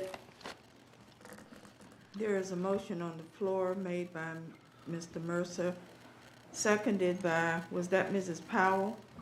Yes. That we maintain the decision to return on the 22nd of March. Is there any discussion? Any further discussion? Just for what it's worth, even though, and, you know, we talked about the flexibility of these plans at this juncture, you know, we've talked about the availability of vaccines. Right now, there is no definite timeline for teachers to receive vaccines. Originally, according to the North Carolina Department of Health and Human Services, teachers were supposed to be Group 1B, and they were supposed to be vaccinated along with emergency and healthcare workers. And I can't speak to how far that's going to continue to get kicked. I know that, you know, notwithstanding the existence of a vaccine, there's no lawyer vaccine, there's no clerk of court vaccine, there's no law enforcement vaccine, and these are all segments of the population that still have to go out into the community and provide services. I've still had to go out into prisons, I've still had to go out into jails. Clerks still have to deal with people every day from all walks of life, and the only prophylaxis they receive is they have their masks and they have some shielding and they take the temperature when you go into the courthouse. Life has had to continue to go on. Folks have still had to provide services to the community under what their chosen professions are. And while I'm not asympathetic to teachers, and while I don't disagree that teachers should be vaccinated, I believe that since a lot of folks have had to go back to work without having to receive a vaccine and still provide services to the community, that our folks should do the same. And I know I can already picture the ire that I'm going to draw right now on Facebook and Facebook Messenger and text messages and email that's going to blow up. But I mean, that's sort of the reality of what we can do, of what we're doing. And then to say that, you know, the teachers have to be able to provide a safe and orderly environment for their teachers. We've got an entire administration that's rolled out a plan and they've essentially said that this is a plan that they think could provide a safe and orderly environment for our teachers. I know it's difficult, and I know a lot of people are worried, But like I said, we're dealing with speculative harm and comfort versus actual and real harm now. And our students are suffering now. Madam Chair, Mrs. Boyer? I would reference the Centers for Disease Control, Governor Cooper, the State Superintendent of Public Instruction, Truitt, and the Chairman of the Board of Education, Eric Davis, all agreed that it was safe for us to go back to school. That's where they're the same ones, in large, the governor's office, closed the schools, and now they're saying it's safe for us to go back. I would rely on that data. All right. And I would like to point out, originally, when we talked about closures and coming back under plans or whatever, what we said in this boardroom, and we were still meeting in this boardroom, is that when the governor said it was safe for us to come back, we'd start bringing them back. And here we are with the governor saying that it's safe to bring them back, and I think it's time to do that. All right. My question would be, what did the governor base his opinion on? That we should re-enter it. Did he look at the data?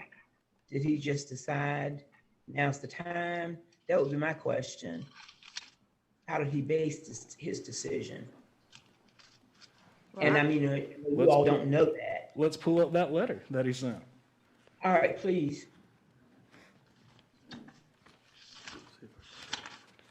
Ms. Barnes, I know that he did cite the UNC Duke study that they did in North Carolina.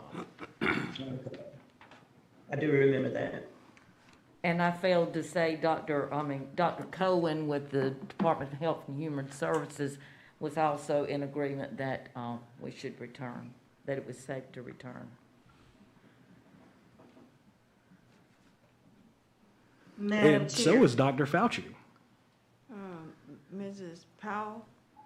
And I was listening, but I just had one more comment to make too, which was another concern, just sitting here thinking about that, this back and forth situation. The kids are in school, and then all of a sudden someone's infected, and then they have to go quarantine for 2 weeks, and then we're back home for another couple of weeks, and then come back to school.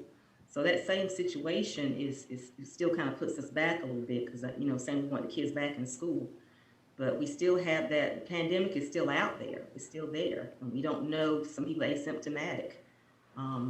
So we don't know who has and who doesn't. You can walk around and have it, not even be aware. So even if we go back to school, then you have that to have to deal with, the back and forth. And I apologize. I'm sorry, Ms. That's Powell. okay. I hate to say, look to what other counties are doing, but Pitt County has been going since the beginning. They've sent their high schools back under Plan B with minimal interruptions, and they've got plans in place if you've got to quarantine or via direct, I don't want to say contamination, but direct infection or contact. And the way that our classes are broken up, there's 713 high school students per day. I mean, obviously that's not 713 that would have to be out via contact, but I mean, we've got it split so that if quarantining needs to be done, then it can be done and be minimally impactful to the rest of the student population. Mrs. Barnes, you asked for the governor's, what Decision. his thoughts were. I'm trying to read it, it's a little Dr. bit Mills has small. put on the screen. He's gonna enlarge it a little. Okay. That help? If that helps you. It does. Which is from the letter from the governor in regard to the reopening.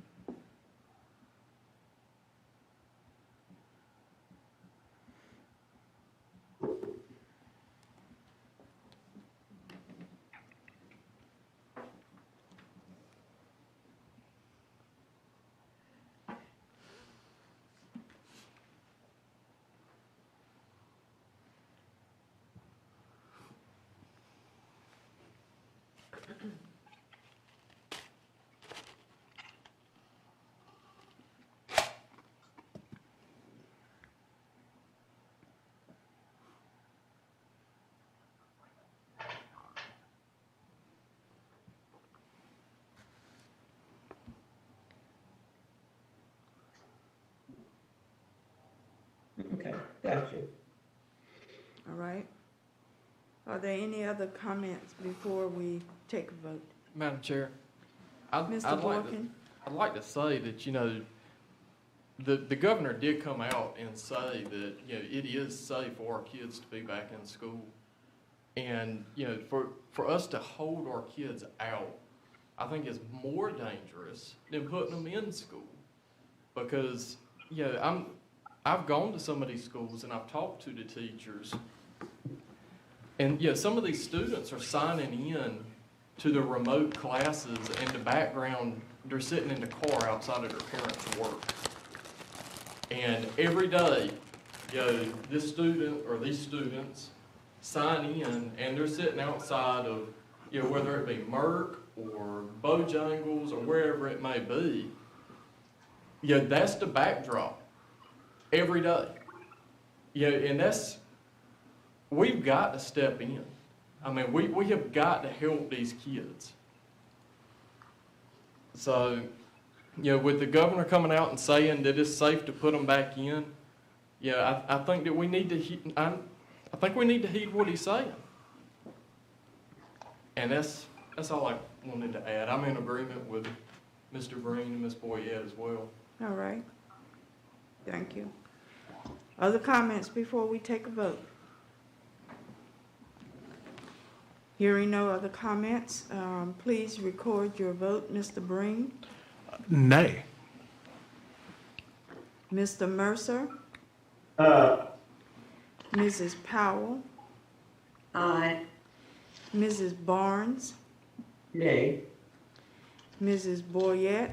Nay. Mr. Boykin? No. Dr. Fitch? Aye.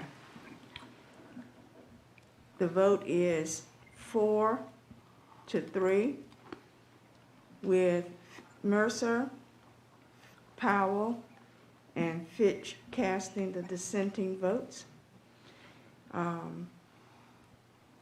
So we will not be returning on March 22nd. Mr. Madam Chair. Mr. Mercer. I think, now I made the motion and that's what I was in favor of, but with all fairness, I think there were 3 ayes and 4 nays. Did I reverse?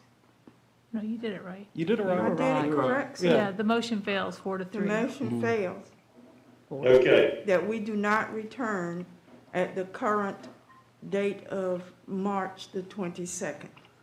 yes, ma'am. All right? So that, It was the descending votes, is what confused me, or, I read there, but, I just want to make sure that we acknowledge that the motion did fail. your motion did fail, sir. Yes, ma'am. So, I mean, I understand and agree that that was the vote. all right. So now, members of the board, what is your pleasure? What is your thought on the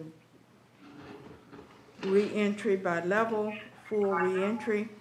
You've had a discussion in regard to your sentiments, but the chair will need to have a motion in regard to the options that are remaining.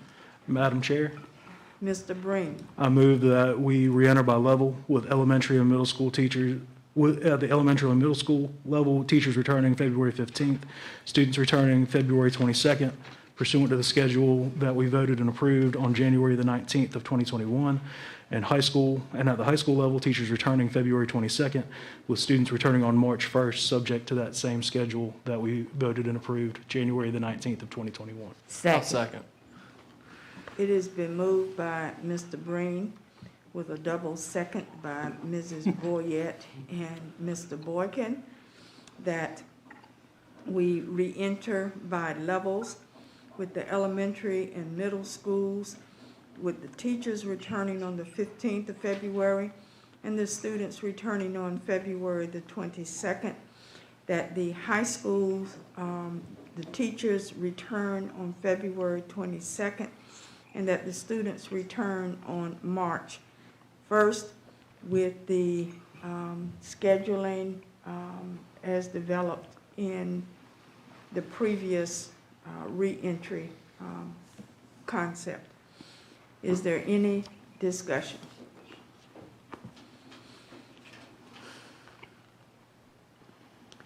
Hearing none, please record your vote. Mr. Breen, Aye. Mr. Mercer, Nay. Mrs. Powell, Nay. Mrs. Barnes, Aye. Mr. Boyette, I'm sorry, Mrs. Boyette, Aye. my apologies, Mr. Boykin, Aye. and myself, Dr. Fitch, nay. Let the record reflect that the motion carries 4-3, with the dissenting voters being Mercer, Howell, and Fitch, so that we will be reentering by levels on February 15th for the teachers, February 22nd for the students at the elementary and middle school levels, at the high school levels returning on the 22nd of February for the teachers, and on March the 1st for the students, following the breakdown as previously given, that our elementary students would be in school 4 days a week, with Wednesday being the scheduled day for maintenance and deep cleaning, that the middle schools using the blue group and the green group would have 2 days of instruction face-to-face each, and 3 days remote learning each, with Wednesday again being that deep clean by the maintenance staff, and with the high school being on a schedule where the students are in a face-to-face learning environment 1 day a week, and being in remote the remaining 3 days, and that Wednesday being the, again, the date for work to be done in the schools. So that takes us to that part of the agenda. I thank you much for your attention, for the discussions, for the decisions that you have made. I will ask that we take a 5-minute break because we now will be visiting our proposed draft and revision of policies and administrative regulations. Mr. Borkin, you might have thought that you were coming on and had missed this very fun part of being a board member, but we welcome you to this part of the discussion. And you get the light share. We've done the brunt of the work, but you get to join in this. So I declare a 5-minute recess. Please take a break, and we'll see you back in about 5 minutes. Drew, where are you going? This is the most interesting part of the meeting.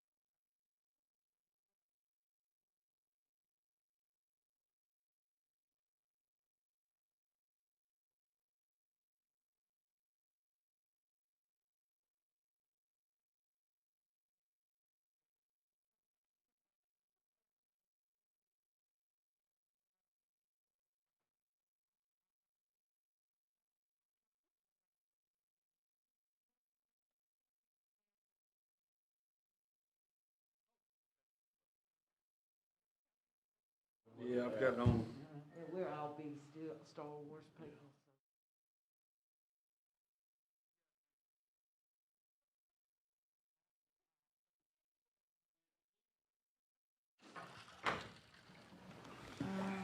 All right. I'm going to bring us back to order.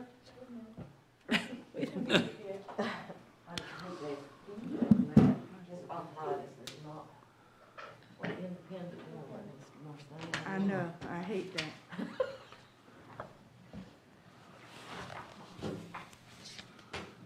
We're good? All right, I'm going to bring us back to order. I think we're missing Mrs. Powell, who just came back with us. Thank you so much. So if everybody can hear me, we are now at this juncture where we are looking at policies and administrative regulations. We knew that we had a few of these left to do. I was not thinking it was quite so many, Ms. Cornetta and Dr. Wilson, but when I got the packet and saw, what? Why is the packet so thick? And went, okay, when I saw the listing. So we have 26 things that we're dealing with. We have 12 administrative regulations and 14 revised policies. Please remember that the policies, these are first reads. The administrative regulations are informational and do not require any action on our part. So as we go through those, we will not see the administrative regulations again at the board meeting next week, but we will see the policy revisions and drafts at the board meeting, and that will serve as the second read. As required, we have to have 2 reads. Mr. Borkin, basically for your benefit at this point, these have to go through 2 reads unless we waive a second reading, and usually that is in relation to state laws that get enacted or federal laws that get enacted, and we are trying to be in compliance, or if it is a matter of an issue that comes up and it's around safety. Those usually we will waive a second reading, but these are all first read policies, revisions, or drafts. So let's begin by looking at revised policy 1740/4010, student parent grievance procedures. Madam Chair, Mr. Breen? I note that a lot of these policies are just to add specific, statutorily specific language. I would inquire as to the thoughts of the rest of the board as to whether or not they have any specific policies, or Madam Chair, if they have any specific policies they want to address, and whether or not we can look at the revised policies all in one vote maybe, and approve those for a first reading and send them for their second reading to the next meeting. And I know that we like to go over administrative regulations, but my inquiry would be as to whether or not there are any specific issues with the revised policies. I did have with at least one.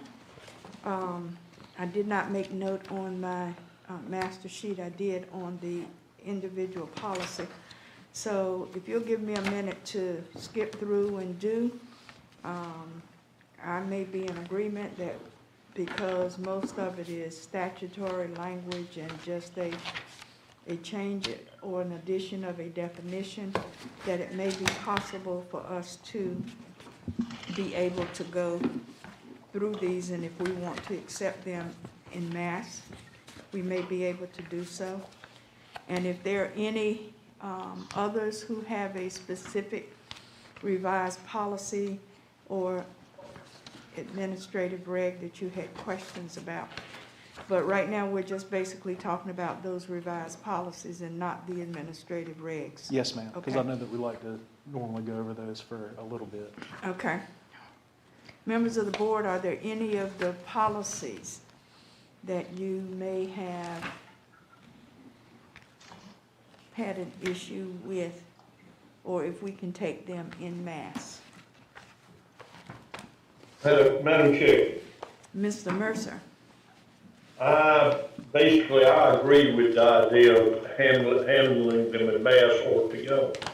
But I did have a question about policy 1750/7220, All right. and it's not That is, the, excuse me for 1 minute, that is the grievance procedure for employees, correct? yes, ma'am. All right? And it's not a matter of the substance, it's a wording thing that, and maybe I just don't understand it, or maybe it could be, it's line 8. Okay, hold on 1 second. Okay? Where, Line 8, it reads, all parties in interest in any grievance.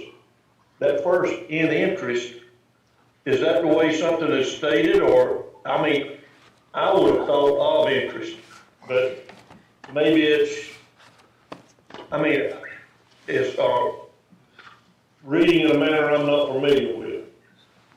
Ms. Cornetta? Thank you. Mr. Mercer, if you'll look at line 58 on the next page, parties in interest refers to the grievance and the person against whom the grievance is filed. It reads awkwardly, I will give you that, but parties in interest, if you think about that as one concept, it's basically all Okay. interested persons in the grievance. Does that help? Oh, it answers my question.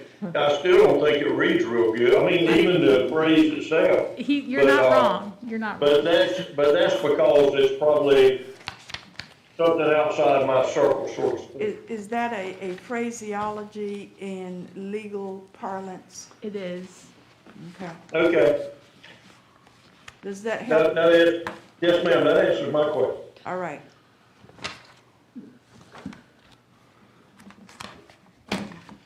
I found my point, and it was in an administrative regulation, so. Are there any, Mrs. Boyette? In 3410, testing and assessment program, line 40, I've got a question mark, that says why are we changing? Policy 3410, testing, Line 40. Where it talks about, what the part that's marked out, why, what was the logic behind this?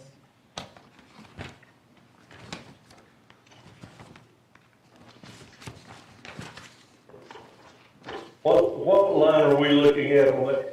40. line 40, policy 3410, testing and assessment program. And you're starting with the strike-through? Yes, ma'am. That whole sentence? Yes, the logic and why was that struck out? Madam Chair. Dr. Wilson? So we took that part out because on the page before that, beginning on line 33, we took out and added the word state. So when it refers to the Department of Public Instruction starting on line 40, whereas in the other parts, we added the word state there. And you'll see the CTE is listed, stays there. Okay. So that final sentence doesn't need to be there because it's clarified throughout the paragraph. Paragraph before that. Because post was confusing. It's state is really what was meant. Okay. So, but nothing is changing. If you earn the credential. Yeah, you're more worried about the You credential still- piece than you are Yes. the assessment. That's Yeah, right. Yeah, I was Yes. making sure they weren't taking Yes, I understand what you're something saying. away. yes. Okay, so No. they still don't have to take, okay. Right. Okay. Thank you. Okay, was that clarification heard by everybody and okay? Yes, ma'am. All right. I have another one, but if someone else, All right. Tell us which one. 3620, Extracurricular extracurricular activities. activities Okay. and student organization.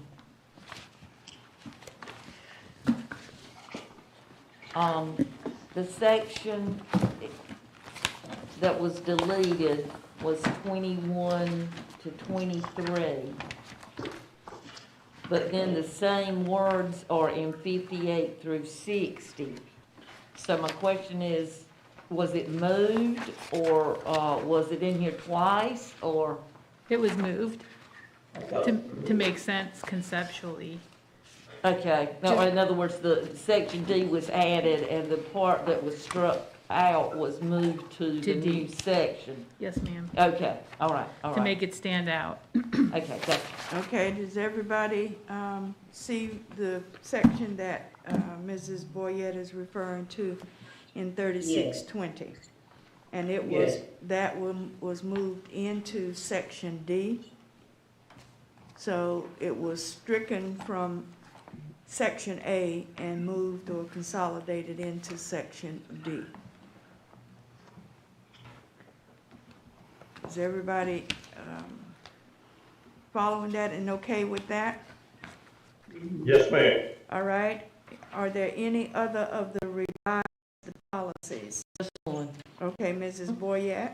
In 50, 70, 73, 50, public records, retention, release, and disposition, in the part that is marked out.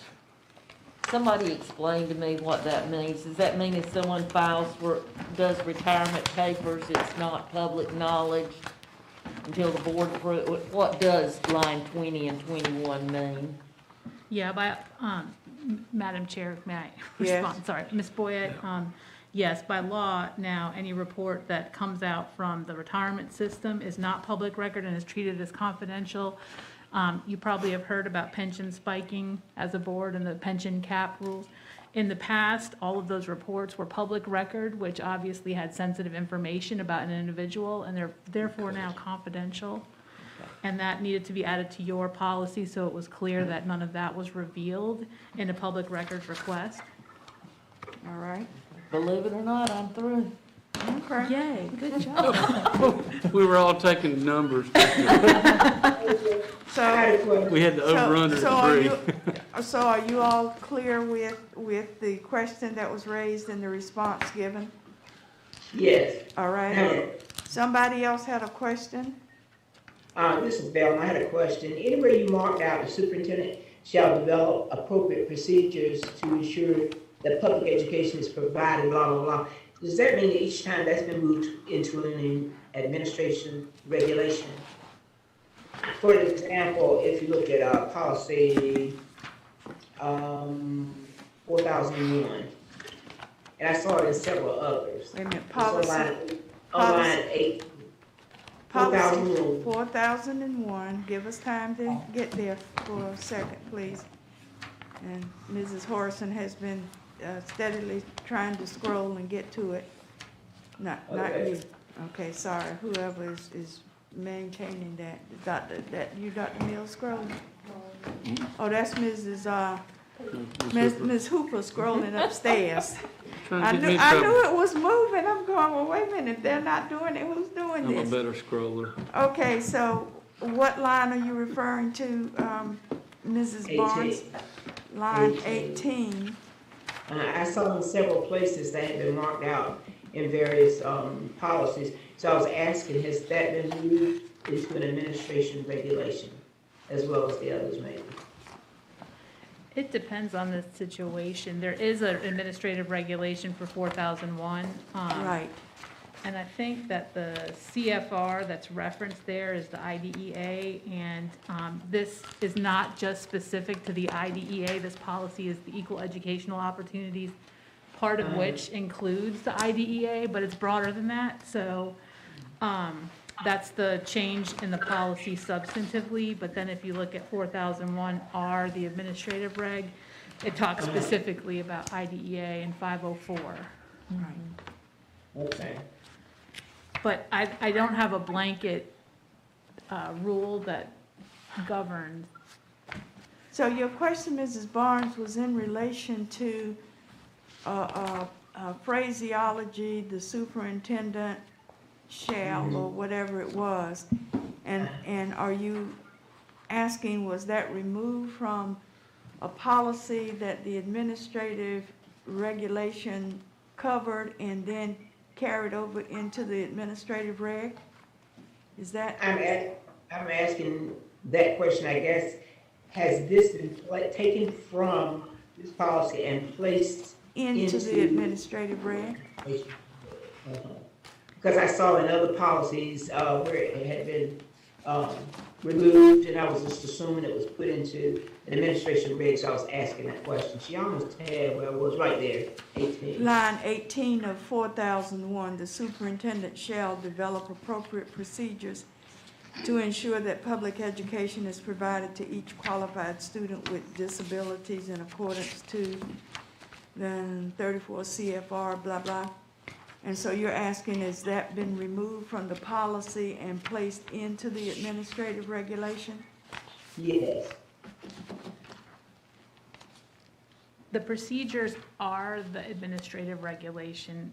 I don't know if that answers the question, but the 4001R are the 504 compliance requirements procedures. So federal law requires that you all have 504 procedures, and that's what 4001 provides. I think her question is in regard to that phraseology in line 18, the superintendent shall, but what you're saying is that what he shall do, develop appropriate procedures, that in itself becomes the administrative regulation. Right, I mean, there's no problem to keep that language in 18 to 20, but the reason it was removed is because you all did adopt, well, you're thinking about adopting, Dr. Mills is thinking about having you adopt 4001 administrative reg. You haven't had that till now. Right. Okay. But, I mean, to your point, Ms. Barnes, if you all want to keep that in there, there's no prohibition to it, but when you look at it in the policy manual, it's going to be 4001 policy, and then right underneath it will be 4001 reg. Okay, and so her question primarily was, there were several instances in the policy itself that then you have the administrative regs. So the inclusion of that statement that's in lines 18 through 20 in essence lends itself to become the administrative regulation. That's correct. So is that why you have stricken that phraseology from several of the policies? Yes, because you have That was developed my them. question. Yes. Okay. That answers, that was my question. Okay. So in various policies where it was stricken that the superintendent shall develop appropriate procedures was stricken because the administrative regulations themselves become the appropriate procedures. That's correct. Okay. Perfect. Okay, so that's kind of a uniform distinction that is being made. Okay, any other policy issues? So, we did this for the last year, and now I'm drawing a blank, Ms. Cornetta. We don't have to make a motion because we are just accepting them, or are we making a motion that we accept them as the first read? So, and refreshing my memory, I don't recall that we voted on them in policy committee. I think we just consensus moved them into second reading, and then when you all have them at the board meeting, you can take them in a batch if you would like, unless somebody wants to pull one or two out for issues. So, no voting now, yes voting at the board meeting. Yes. Well, let's Okay. move those suckers to the board meeting and talk about administrative regulations. All right, so Mr. Breen is saying, let's move on and move all of these, now that those questions for revised policies have been raised and answered, that we take all of the revised policies and just deal with them on Monday as the second read, and that we now weigh into the administrative regulations. Is Could I that, get you? I'm sorry. No, I apologize, Madam Chair, but if you could go back to policy 4600 under student fee, I just want to make sure they realize that on line 220, line 19, appropriate has a hyphen between.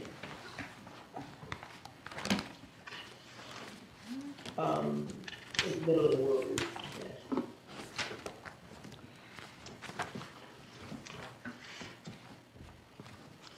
Yeah. Which policy was that again, Mrs. Barnes? For these 4600, Policy 4600. it's student fees.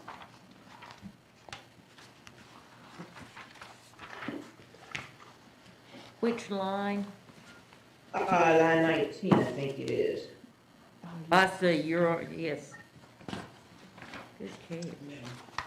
I haven't gotten there yet. 19. She said wistfully. I know. You had your red pen on that Kinda one. hurt you, didn't it? Good job, Velma. Oh, it's okay. Swear.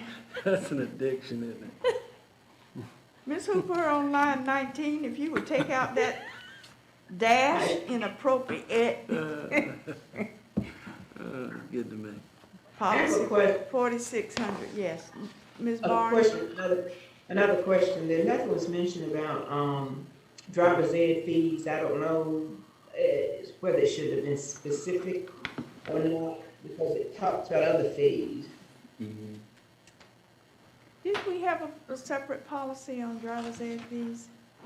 And I think that's, is it regulated by the state too? It is. It is. I don't, Okay, I don't think you all have a choice about those. The Okay. basic fees, no. all right, I'm fine then. But great question. That's good.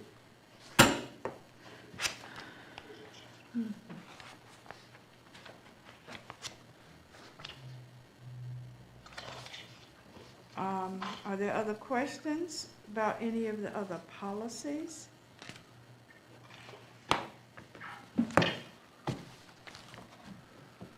So we will accept these on first read. We will move forward with the second read for these at Monday's meeting with the stated changes where necessary. And we will move into the administrative regulations. The 12 administrative regulations. The first one is AR 3200, selection of educational resources. I did have a couple of questions. If you allow me a second to find where that was.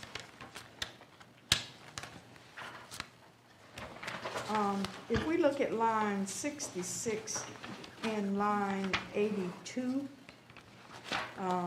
66 is the acceptance of gift resources.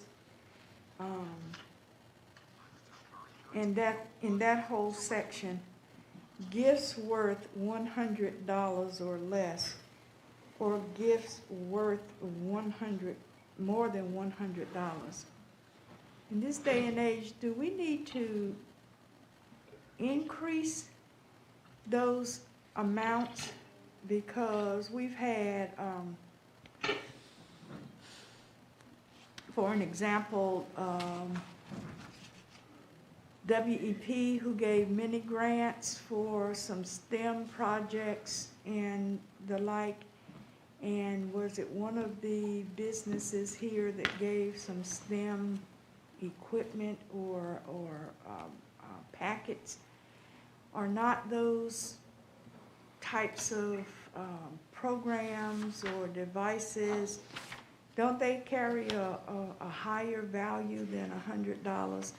I'm just worried that the value may be a little low, and when you start buying ed programs, don't they typically have a higher price attached to them? Are we creating a quagmire by having those values be where they are? Can we not increase them? Or gifts, grants? I don't know. The way that the grants could be considered a gift to the teacher, to the school. I mean, we already have a policy that tells us that, like the GoFundMe, donations and those type things and what happens with them. But I just think that this $100 valuation is a little low. And if you start getting into some of the technical things that may come in to a teacher or to a classroom or to a program, I just think that the cost may be more than what you have here, and that we may need to just increase, just as we have contracts that come to us that are informational, that no action is taken if it's below a threshold, and then we have those contracts that come to us above a threshold that do require an approval. Can we just look at these values that you have? I mean, that's certainly up to the board. Yeah, it's no problem to do that. I don't know what kind of pricing to or figures to put in there, but when I read that, it was like, what in the world? Gift would be less than $100 for a classroom or a program or. See, I took that to be like when the teachers send out their supply lists at the beginning of the year. So if they wanted, wipes, antibacterial stuff, extra pens and pencils or whatever, those types of gifts typically per student are less than $100. I see that more as a gift, as a traditional gift. But for grants and stuff, if there's an application process, I'm not sure that constitutes a gift so much as and there is a process specifically for the grants. Right, and there are conditions with grants, so that's Yes. separate. But I wasn't looking at just wipes or papers or whatever. I was thinking in terms of other items that may be given to programs as we looked at increasing our STEM and STEAM and like we the have a Adopt the robotics- Classroom thing that Brewmasters does, when people were asking for like microscopes and stuff. Yeah, and we have robots. They were trying to form robotics clubs, and the students who went off in a competition and they found out, how much was missing from what we did, but that our students did perform well, but that if I'm somebody reading that and I'm going, oh, well, they need some stuff for their robotics program and I wanted to give, then the price tag of what I might want to give may be $500. yes. So maybe a $500 limit for principals and everything in excess of $500 to the superintendent or whatever. I think that's how it's structured. Something to that effect. I just think that $100 or less, or that more than $100, that we could set, that the superintendent could set some types of limits that would be more than that $100. That was just my thought. These are your administrative regulations, and this is information to us, and we don't have to act on this, but that caught my eye. And the actual school board's version was only $10. That was Yeah. where they drew the distinction. So I feel like we did, $10. yes, ma'am. I got the feeling I've probably broken some regs. Well, I Just mean, by existing. I think the reg should be applied, and if it needs to be adjusted, Dr. Mills. There's no Dr. way. Well, I'd like to look at maybe, when we had our students who entered the arts contest for the School Boards Association, and they got paints and stuff, that's more than a $10. I mean, and paints can get to be kind of costly and whatever, so I just would like to, that's my thought. I'd I like think to see it. part of the discussion is good to know what the board's tolerance is for wanting to know various amounts, because you can get into the weeds on some of these things real quick. The grants are covered, and I will tell you, that was usually where things get messier. But we can handle this and adjust that up, because you just want it enough so that you know what's coming in out of your buildings, but not so much you're spending all your time doing this. Yes. That doesn't make sense. Our folks would be glad to have this as a problem, but Yeah. unfortunately, it's not a problem. Oh, well, Yeah. You know, I mean, I wish we did. Yeah. I wish we did have that problem, 'cause I mean, our teachers need stuff every day, so. Yeah, we can take a look at that from a reg standpoint. Again, this is information, but if your tolerance level is better, that's a little bit better for us not have to worry. Because it's an isolated event. okay. Are there any other administrative regulations that you would like to raise a question about? I mean, it's informational, we don't have to take action, but it's there.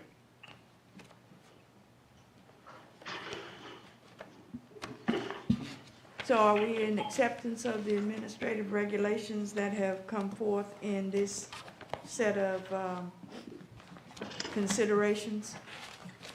Yes. That was quick. All right, Mr. Mercer, I'm not hearing from you. You okay with these administrative? Yes, ma'am, that's fine by me. All right, Breen, Oh, yeah. Ms. Absolutely. Boyette? I assume that, we transfer the graduation requirements from a policy to an AR just in case things change at the Yes. state level, and then Yep. we can change them Amen. without a board approval. Yes. Yeah. Okay. Allow us to be fluid with all the things that are happening. Yes. All right. Every 5 seconds. Yep. Correct. Mr. Boykin? Yeah, I'm You good all right? with them.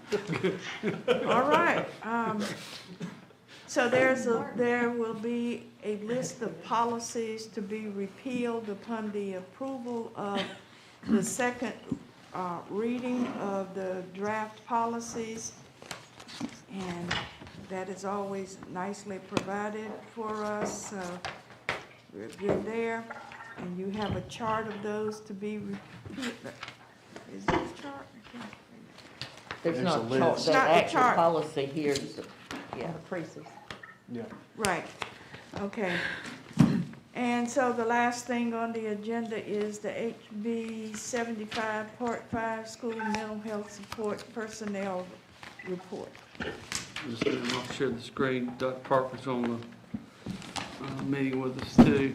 But this is information that we need to share with the board prior to February 15th, according to DPI.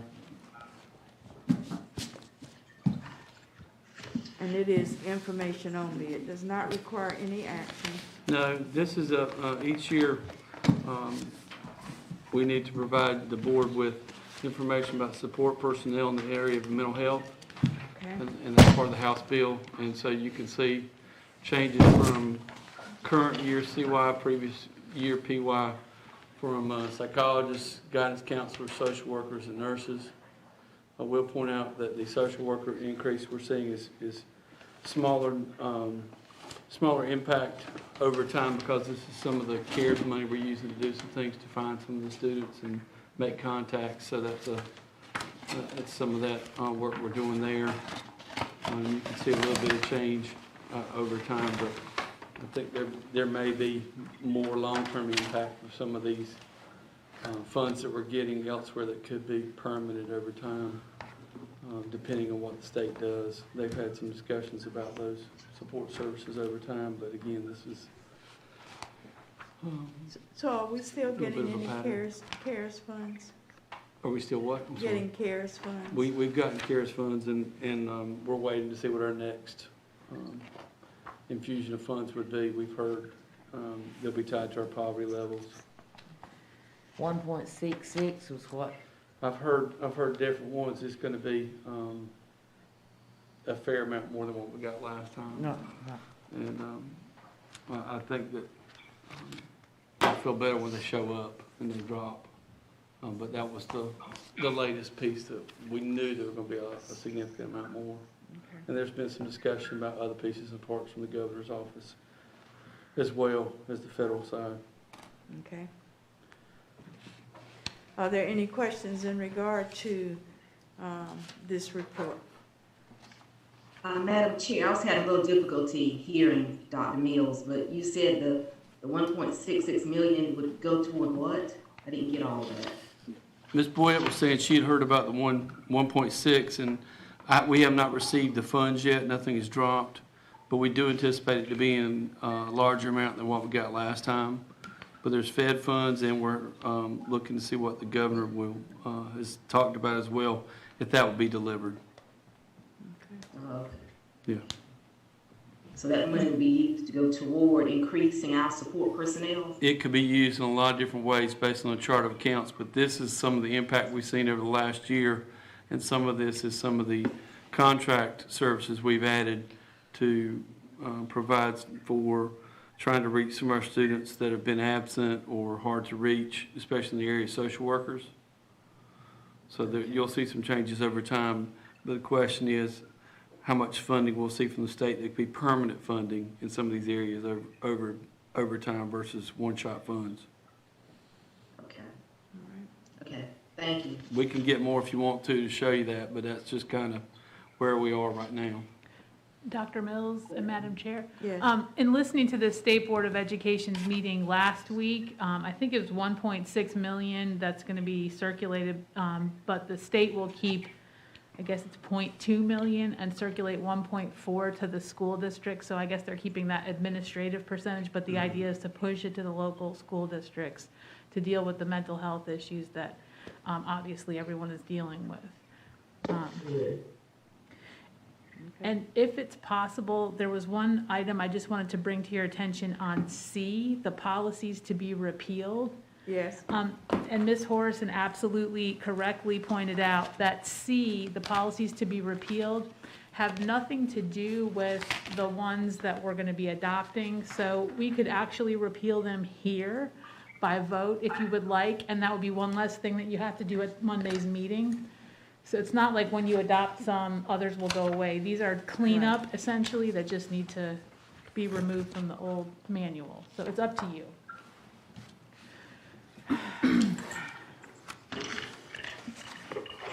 Okay, let me do that here. See, these big stacks will be going away. But next Monday, we'll be even doner. Dunner. We'll be doner? Done and dunner. We'll be doner. Just remember, I graduated from the school system. Don't tell anybody that. I like to think of you as Zoolander. So just There are a lot more oranges than there are Zoolanders. I've got the list ready, to quote them out if you want to repeal them now. Or just say those ones on that, on the. Right, as those listed ones. on Okay, the- you gonna say all of them on this page, you don't want me in the list, okay, we got it. Those Oh, ones. my God. Is there a motion needed? All right, Mrs. Boyette, we'll be happy to take your motion. Madam Chair, I move that we repeal the policies listed on the policies to be repealed. Second. Second. there you go. It has been moved by Mrs. Boyette, seconded by Mr. Breen Yes. And Ms. Barnes.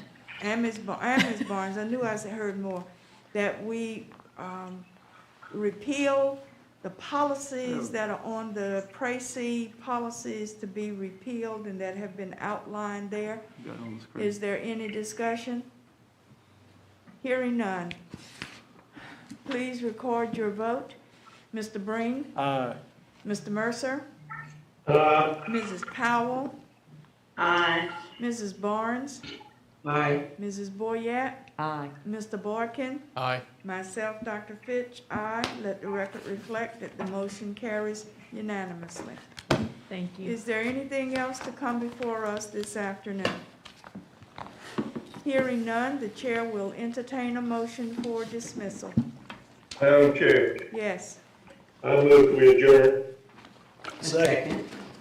It has been moved by Mr. Mercer, seconded by Mr. Breen, and was that Mrs. Powell? Yes, ma'am. Ms. Barnes, I'm sorry, excuse me. It's okay, it's okay. Is there any discussion? Hearing none, please record your vote. Mr. Breen? Aye. Mr. Mercer? Mrs. Powell, Aye. Mrs. Barnes, Aye. Mrs. Boyette, Aye. Mr. Boykin, Aye. myself, Dr. Fitch, aye. Let the record reflect that the motion carries unanimously. We are adjourned. Thank you all so much. Bye, everybody at home. Yeah. Aye. Mr. Boy, can we back and meet you in person soon? Tested positive for COVID, huh? All righty.